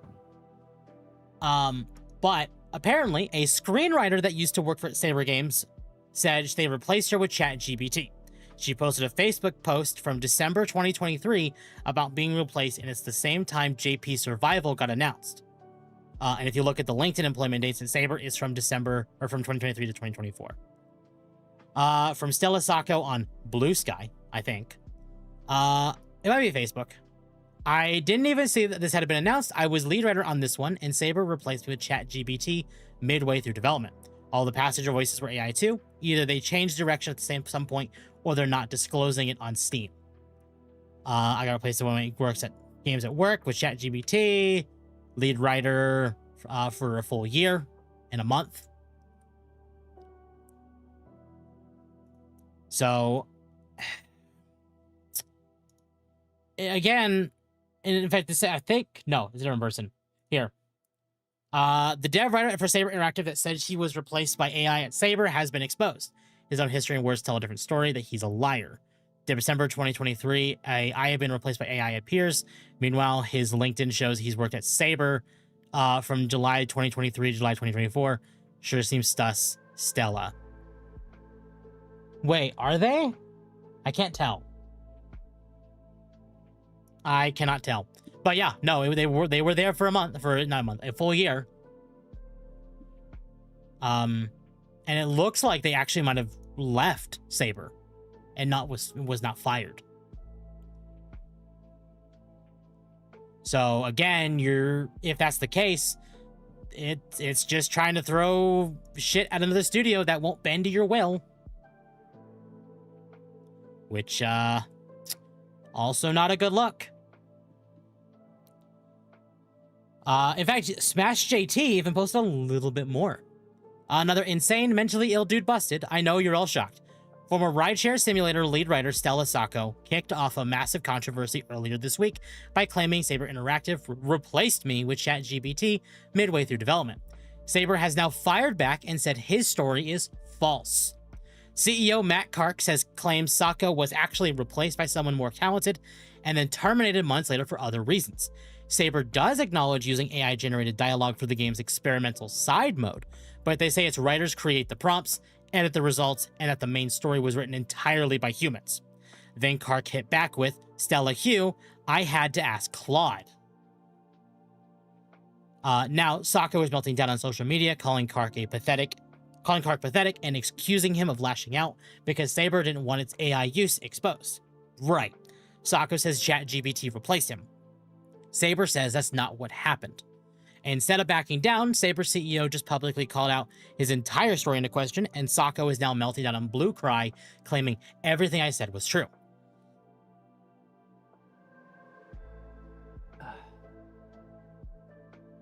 I'll be right back. Okay.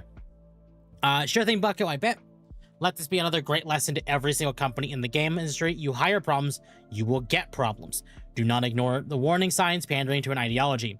Images attached are Stella Sacco's initial claim, Saber Interactive's rebuttal, Sacco's crying cope on Blue Sky, and Sacco is actually a mentally ill dude. So this was the post that we read earlier. This is also what we read. And this is what Stella Sacco said. Hey everybody, I've seen this statement by Matt Kark, the CEO of Saber Interactive, and all the truly horrendous things he said about me. I think it should be obvious to anyone who reads that statement that he's lashing out because he did not want people to know there was AI use in the game. Everything I said was true. Here's more truth. That statement is remarkably pathetic for the CEO of any company to be making, and combined with the AI use, it will do far more damage to Saber's reputation than it ever could mine. This screed will be many people's first exposure to the Saber brand. I appreciate everyone's support, but people who know me know I'm a person of principle. And one of those principles is don't let the bastards get away with it. I'm comfortable with what I said, and everyone got to see what kind of man is running Saber. This is my official public statement. Drama queen. Well, apparently, this person is trans. Say what you will there. But,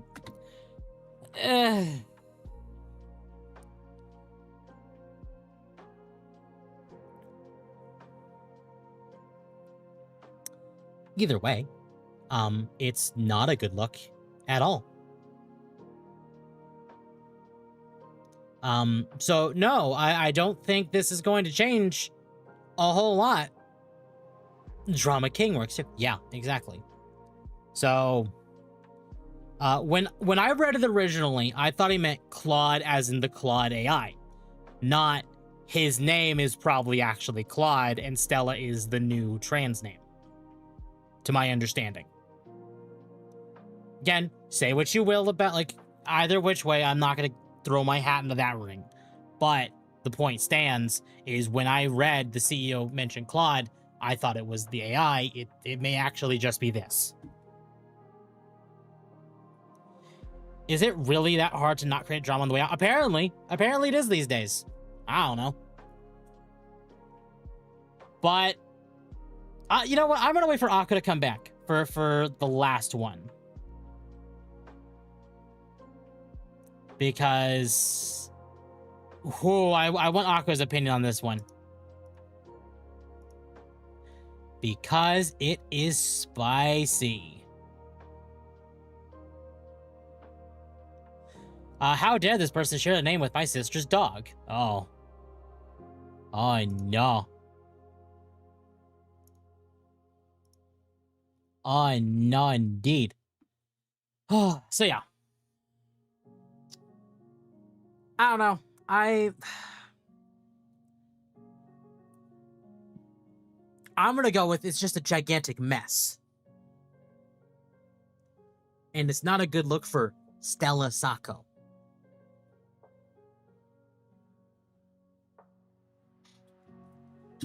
And Saber will ultimately be fine.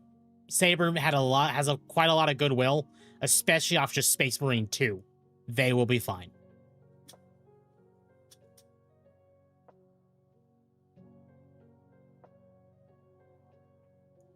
What a shit show. It is.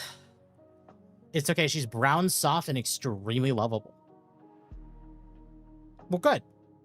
I assume you mean the dog. Chat, we'll wait for Occo to come back. If you all enjoy the content I produce, I would greatly appreciate it if you have to like, subscribe, hit the bell for more notifications, join the Discord, as it is the best place to know when I go live. We have rare dogs in the Discord. We love the rare dogs. And we also have a members-only section in the Discord, which you will be able to gain access to for $1 a month by becoming a member on YouTube. Again, for $1 a month. Reminder, I have a headache and mild sick symptoms, I guess, maybe? I don't know.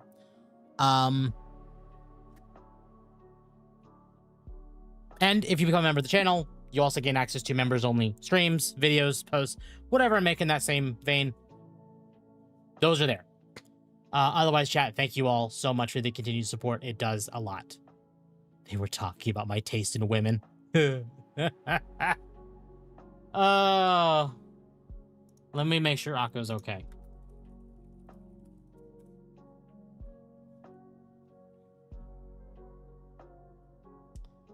Here, we'll go ahead and talk about the last bit since apparently it's... There we go. Saber Interactive CEO Matt Kark has apologized to former lead writer Stella Sacco after spending the past week publicly attacking her over claims that she was replaced by ChatGPT during development of Rideshare Stimulator. Apologies are simply in too short a supply these days to spurn one when it's offered, wrote Sacco. God willing, this is the last statement I will ever need to make about this. Saber has since updated the Steam page to disclose AI use, including AI-generated voices.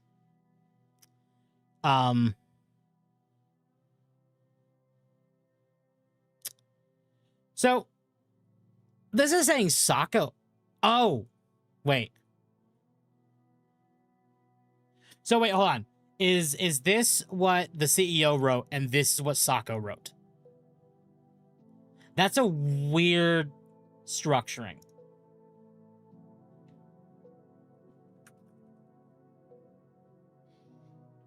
Magma passed the plague. He did. I'll be fine. I will be fine. It's not bad. It's probably just because I'm like I messed up and like my neck is out and everything. That does also potentially give you sick or cold or even flu-like symptoms depending on where it hurts. So, yay! Hopefully his tooth isn't hurting too bad. We'll see. Occo might be a bit longer, so we're gonna go ahead and give this a watch. This is from the Second Hand group, Nick Calandra and Marty Silva of Second Wind, the group that rides Yahtzee Kroha's coattails, called for the assassination of the Saber Interactive CEO, Matt Kark. Marty, Luigi Mangione, where are you at? Or where are you at? Nick, we just need to start holding up a sign for Luigi. So here, we'll go ahead and give this a listen. I would frankly, in retrospect, have been happy to replace her with AI. At least we would be dealing with someone programmed to be honest. Luigi Mangione, where are you at? What is going on here? These people are fucking inhuman. We just need to start holding up a sign for Luigi. There you go, yeah. Oh.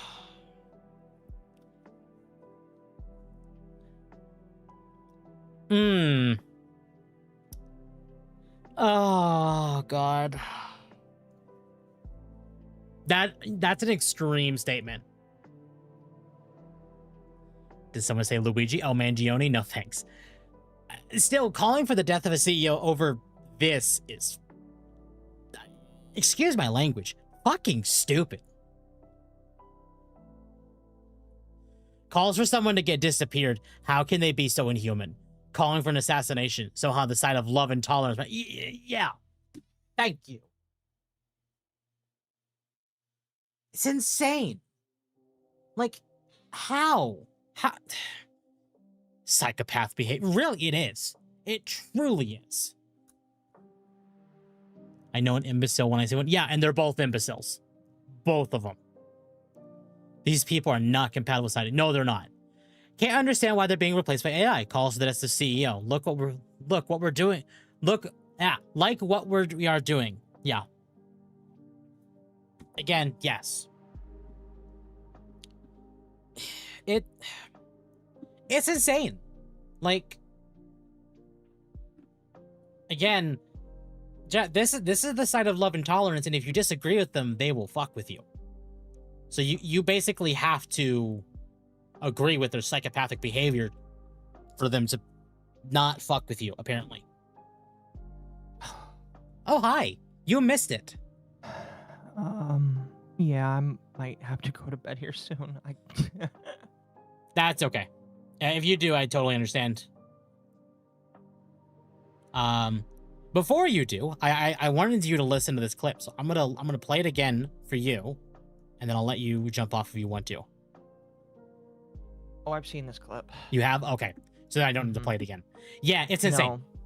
These guys are asking for the death of another individual. What's funny is one of them said if Smash JT makes a video saying that I'm doing a death threat, I'll sue him, and I'm just like, why? You are legitimately You are asking for the literally death of saying another person. Yeah. It's not like I'll sue him if he says I'm doing a death threat. You are saying a death threat. It makes you really hate people. That is a death threat.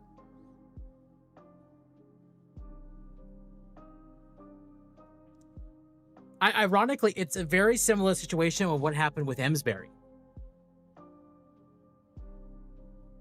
And the only reason I bring that up is because it's the most recent thing people have talked about related to this. Yeah.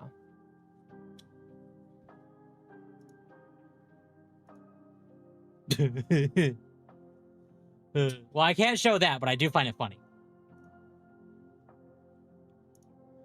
It's like they're beyond a reproach. Yeah. It's like yeah. No, they do. They think they're untouchable because of how everything is, and they're not. Yeah, oh wow. Okay, phone. Thank you. Sorry. The gall of people to be like, we want a Luigi man like they're basically saying we want somebody to die. I mean, like, not basically. They are saying, hey, please end this individual's life, which is disgusting and gross in my personal opinion. But then also the gall to try and defend it and say, oh no, we're not asking for a death threat. And it's like, yes, you are. You are asking for death threats right now. That's 100% what you're doing, my man's keys. So, you know. It's insane. It really is insane. Oh. Well then I think finally, we end early, so I can go chill out for my headache, and so Occo can go to bed. You don't need to end early. No, I know, but we'll jump into our last primary topic of the year. Oh no, wait, there's one other, and this one's pretty much a joke topic. And the only reason I'm bringing it up now is because I completely forgot about it, because it disappeared from the threads list. But this one's really, really funny. Chat. Kirsha got her wish. It's finally real. We have the new Razer Naga. And it is wireless. I'll be honest, I'm actually kind of tempted, because having an MMO mouse at the ready, and it has swappable side plates as well if you don't want to use the MMO part of the mouse, is cool. And it has several different buttons. So like you have the side one here, you have the two buttons right here, and then you have the side plate literally swappable. What sets this mouse apart from other mice? Where is the best example of this? Here. So you have the lockable ring finger button. You have the quick access edge button. So it's like on the, like where your fingers are, like on your left mouse button. Like there's two more buttons over there. And then you have the 3 swappable side plates. So it's like if you want to have your mouse be in a normal layout, or you want to have your mouse in an MMO layout, or extra MMO layout, is like, this is what people want a Naga for, is just an MMO mouse specifically. So this is absolutely massive for this, and it's actually cheaper than my mouse, which is really surprising. If you wanted to buy the mouse, it is $180, which is still expensive. I cannot deny that this is still immensely expensive. But it's still very, very cool. They do also mention as well that you can use the Mouse Dock Pro, which is, sure, a $70 upgrade, but it's a thing you can plug into your computer. It acts as a receiver and a charging dock for your mouse. Cool. I have a simple wire mouse and I like it. I don't need my mouse to be a compact controller. Well, if you're into MMOs, it's nice, because sometimes you're using the number keys or you're messing with the rest of your keyboard, and it can really mess with like whatever you're playing. But having an MMO mouse for all your buttons and keybinds are on one thing is very nice. I might pick it up. I'm not sure. But Kirsha responded to this and said, the years I tweeted at them every day finally broke into someone into re-releasing the best mouse layout. I can live in peace for the rest of my life. There you go. We have some good news. The Fox woman can finally rest. If you want to watch kind of like the video here, we're just gonna mute it, but it's cool.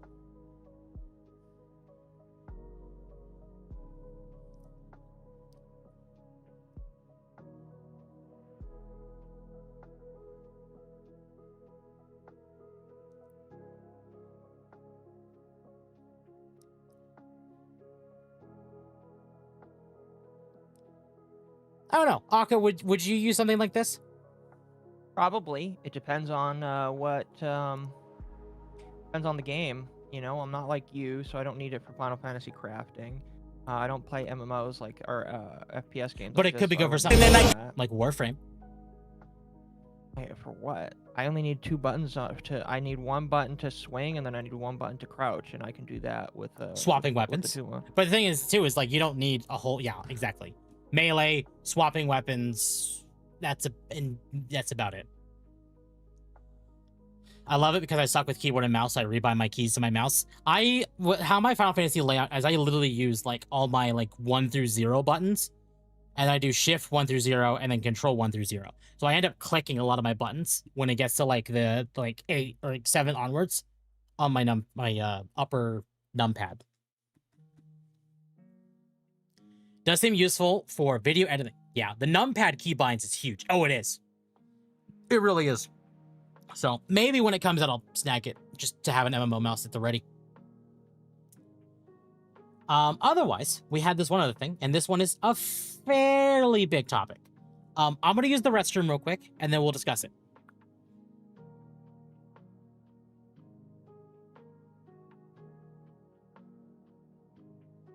Leaving me alone.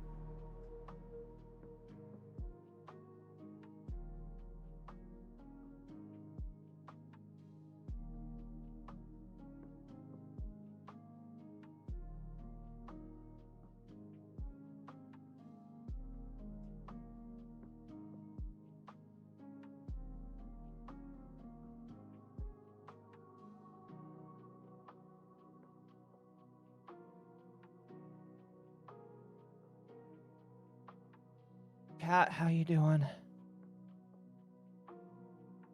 I hope you guys are doing good.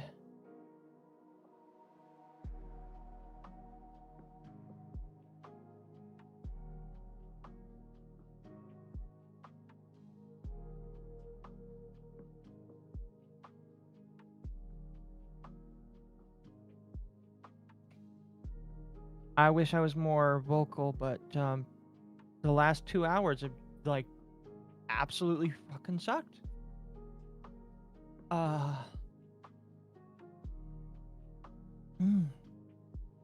My apologies. I'm back. Catalyst for 5. I used an Xbox nunchuck for my offhand. Maybe this works better. Yeah, maybe. Also, but we also hit the model thing, so the jacket comes off. Octog how to handle business. Hello, Octopus. How is work, Occo? Yeah, how are you feeling? How is work? Work is fine. Work is good. I'm just tired, and I'll be honest with you, my teeth are kind of just hurting, but Yeah, it's a bit bad.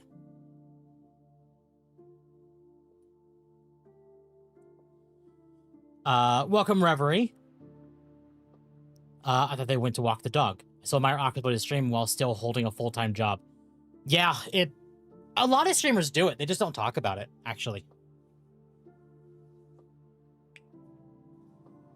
Yeah, we'll talk about this. Steam's controversial Battlefield 6 refund could set a dangerous precedent. Did you hear about this? let me see here. No, I did not. Okay. Battlefield 6 unexpectedly removed fan-favorite game modes such as King of the Hill, Squad Deathmatch, and Rush. This sparked anger in the community because players could no longer access modes that they consistently returned to in the history of the franchise. Explore Everything Once, a particularly disgruntled fan decided they had enough and took it up with Steam support to ask for a refund. In the refund request, they pointed out the several modes shown as available on the Battlefield website were no longer listed on the community broadcast page and had been removed without notice. Despite having played Battlefield 6 for over 470 hours since launch day, the support agent agreed that it wasn't right and refunded the game in its entirety, amounting to the $109.24 that they paid on launch day for Battlefield 6 Phantom Edition. Explore Everything Once added the screenshot of their Steam purchase history as proof of the refund. Battlefield Studios, you don't get to remove the games I play. I still keep my money, the unhappy customer said triumphantly at the end of their post. Because I didn't want to open Reddit, I did grab the actual post. So here. So Explore Everything Once said, I was upset when King of the Hill and Squad Deathmatch was removed, but removing Rush is something I refuse to put up with. It's the mode I have the most time in by far.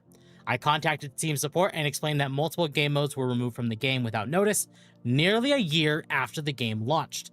I linked them to the Battlefield website, which shows all the modes that are supposed to be available through matchmaking, and then to the community broadcast from today. The support agent I spoke with agreed that it wasn't right, so they gave me back the full amount I paid for the Phantom Edition on launch day. Battlefield Studios, you don't get to remove the game modes I play and still keep my money. Edit, since some of you don't believe this is real, and he flat out showed his purchase history. And it says here, August 7th, 2026, Battlefield 6 Phantom Edition refunded. And the actual full amount here, $109.24. You know what, buddy? Good for you. I'm very glad you managed to do that. That's massive. It is very massive, yes. Because these claims rely on hearsay and a screenshot, there's no way to confirm how true they are. It is strange that Steam would grant this refund request, considering that Battlefield Studios made a statement about the recently vaulted game modes. Some game modes are more popular than others, which leads to inactive servers. To combat this, the devs temporarily removed game modes and then put them on a weekly rotation. This decision was made to incentivize players to try different modes and increase active players to prevent dead servers. The refund was a permanent solution to a temporary situation. It might just have led to something much bigger, considering that the post got a lot of impressions within a few days. Other displeased players might just flood Steam support with similar refund requests, whether returned to Battlefield 6 or any other game. Steam's return policy says that players can refund games and software with no questions asked if they have less than 2 hours of playtime and have owned it for less than 2 weeks. However, gamers who fall outside of these limits can still request a refund and plead their case to a support agent. Steam then reviews the request and makes a decision. The original poster believes the leniency shown in Steam's part was due to the fact that they've been a customer for 22 years, have over 2,500 games on their account, and this was their first refund request. Even so, it would be unfair for this player to receive a refund while others are stuck with the unwanted game in their library. If this refund can be applied to more players, it seems that Steam's refund policy is flexible enough to include refunds for games that no longer feature content that was promoted as available at launch. Regardless of what led Steam to allegedly make this decision, many other players will feel that they are entitled to the same treatment, as they might be in a similar situation, especially considering that dozens of multiplayer games have featured modes that have been vaulted due to server inactivity. Steam might just have their hands full with refund requests from now on. No, get fucked. I'm sorry. No, Polygon. This is a get fucked moment. I agree. Here's the thing. I actually opened and found the actual pages. So on the Battlefield 6 website, I don't know. Here, hold on. I'm going to do this. Boop.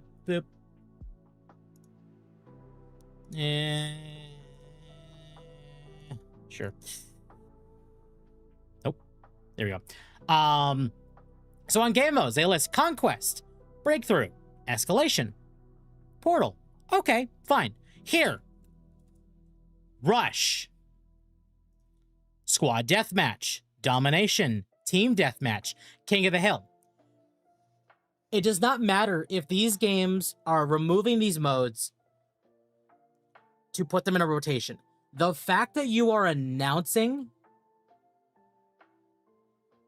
that these game modes are still in the game at all times when they're actually not is false advertising. I would agree with you.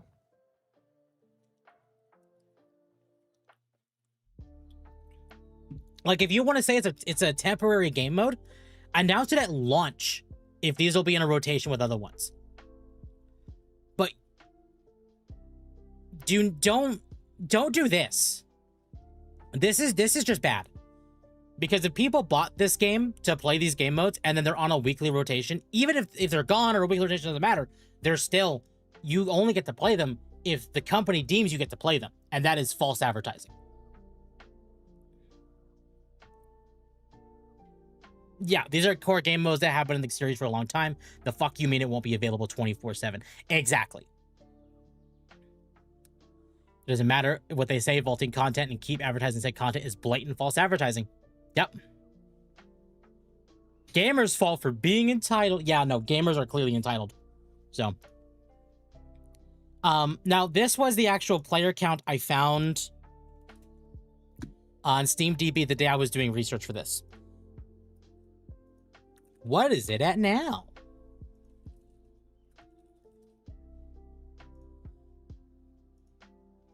Okay, that nothing's really changed. Listen, it's Battlefield 6, man. It's gun and ball gamers. Don't get me wrong. I actually had a lot of fun with Battlefield 6 when I actually played it. It's not a bad game, and I'm choosing not to refund the game because, while this does bother me, I'm not playing the game enough to justify like, oh, I'm going to refund it. I only have like 20 something hours in it. Meh. So, oh, it's fine. But this isn't a good look, EA. This is a really bad look.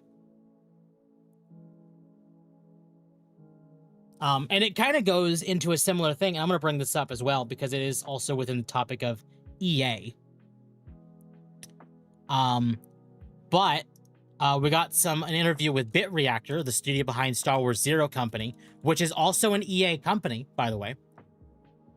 In BitReactor's XCOM-style tactics RPG Star Wars Zero Company, you play as a custom character called Hawks, who is referred to using they, them pronouns. With my armchair producer hat on, I suspect this is partly just a way to avoid recording several sets of voice lines for different character or player pronoun choices. But Zero Company as a whole does support expressions of gender that differ from heteronormative male and female archetypes. The fuck? The fuck did I just read? See, I was tuning out because of my pain, but like when you mentioned that gobbledygook, I had to spring back to attention, and I hate that. Or at least which refers or differ enough to make me a cisgender writer curious about expressions of queerness and transness. All right, I'm tuning back out again. Chat, remember to glow. God, that's their first. Why? This man is balding, so you know he can't go trans. Oh my God, that's how we start the article. That's painful. Oh my God. Occo took mental and physical damage. Yes. Did AI write this? No. No, I promise you AI did not write this. Because if AI wrote this, I gotta fix my model again because it borked. If AI wrote this, then AI would not have given this response. I promise you. Oh, God. While creating a character for the beta, I wondered about how notions of gender might differ across the humanoid species depicted in the game, including Miralons, Deveronians, and Togrutas. In the end, I created the Deveronian character with green hair, copious freckles, who I would gingerly designate as trying their best. God, this article is both horrible and gay already, and that is just the second. Fuck. I hate it. I fucking hate this. I assume that, as with other billion-dollar corporate fiction, The bulk of the really interesting work in this area is being done by amateur fan writers and artists, but I wondered nonetheless if Bit Reactor had thought much about queerness in Star Wars while creating a story about a former Galactic Republic officer assembling a squad of unconventional professionals to chase down a doomsday cult. See, besides the whole queerness thing you're bringing up, everything sounds great. I think Star Wars is about characters and uniqueness, and we wanted to support our players' ability to represent whatever they wanted to represent as their version of the Hawks. CEO and creative director Greg Forst told me in an interview after I spent a few hours just with the beta version of the game, there's no canon Hawks per se. There's one on the box cover just from marketing perspective, and it's like allowing people to explore Star Wars in a way they want to do it. Whether it's a combination of characteristics that is very unique or something that's a little more predictable. In closing, he reiterated the thought behind it is to allow players to express themselves however they want, and whatever you relate to as your thing, again, it's your Star Wars story. See, that's fine. This statement is fine. They are basically giving us a player character that we can make however we want, and that's fine. Just the writer of this article for Rock Paper Shotgun is a fucking dumbass. Oh god, it gets worse. As a pro-LGBTQ plus rhetoric goes, this is pretty mild. You could characterize the "it's your story, whoever you are" sentiment as essentially handing off the politics of the representation of the player, but Force seemed sincere. And as such, I was also curious to know how Bit Reactor feel about being published by the new incarnation of Electronic Arts. The day before our interview, an investor consortium consisting of Saudi Arabia's public investment fund, the private equity company Silver Lake, and Jared Kushner's firm Affinity Partners completed a $55 billion acquisition of EA, taking the 44-year-old corporation and we're getting into Trump because Trump. What is this article about again? Thank you. Oh. No, really, what is it about again? The queerness of the main protagonist of the new Star Wars game. Because we get to just make a character, and that's not gay enough, apparently. They need to be essentially straight up trans, or whatever the fuck, in order for them to be satisfied. God, I hate people. The character we're looking at right now. No. That's just a different. Well, that character could be trans, you know. I believe it. You know what? Fair. No. Do we have a picture of? No, that's a hut. No, we don't. That person could be trans too. You never know. Could be trans. Despite some modernization in recent years, much of it geared to reassure foreign companies and governments and to secure revenue sources for the kingdom beyond fossil fuels. Saudi Arabia. Okay, fine. We're not. No, we're not. No. All of this is not being read because you're a dumbass. No. You know what? No, I'm choosing to not read the rest of this because the rest. No, fuck you. Whoever you are. Edwin Evans Thurwell, you're a dumbass. Anyway. Anyway, chat, I think that is what we're gonna call it for the day. I can hear Akko dying and I can feel myself dying. Listen, that article almost put me to bed. It's real bad. I brushed my teeth. It's real bad. You're a dumbass, Temp Foreman. Trust me, I wanted to call him something even worse, but I chose not to. I can do it for you. Go ahead. He's a fat faggot.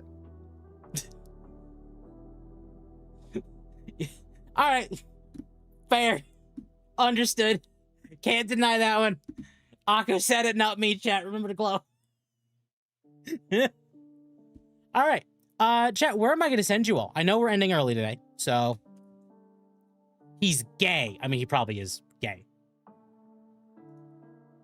He probably very much is gay. All right, let's see. Where am I going to send you all? Who is live? You know what? I've not... Is he still live? Mizu is live. Okay, chat, I'm going to give you all a choice.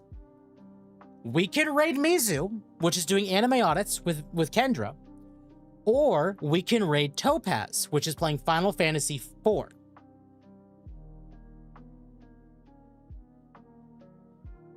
Chat, where am I sending you all?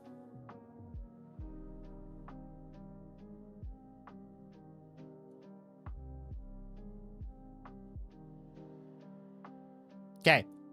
We have 3 Final Fantasy IV. We have 2 Mizu. Hold on. Raid the Bun, Final Fantasy. Mizu. Okay, hold on. 4. So Topaz, Mizu. Who's Topaz? Topaz is one of my friends. Who's been playing Monster Hunter Rise with me and Magma on Wednesdays. All right. Topaz, Mizu, Topaz. Mizu. Okay, so 2, 3, 4, 5, 6, 7, 8. Okay, that's 8 for Topaz. 1, 2, 3, 4, 5. Okay, more people for Topaz. Nope, wait.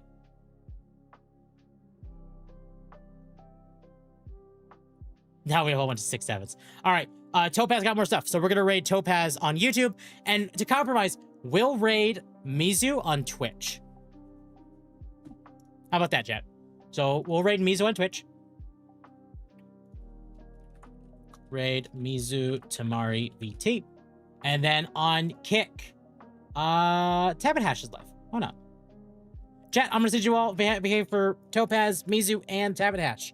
And I will see you all. As a reminder, I will not be live until Saturday next week, where we will be playing Project Zomboid with Magma and other Bestiary members. It's going to be fun.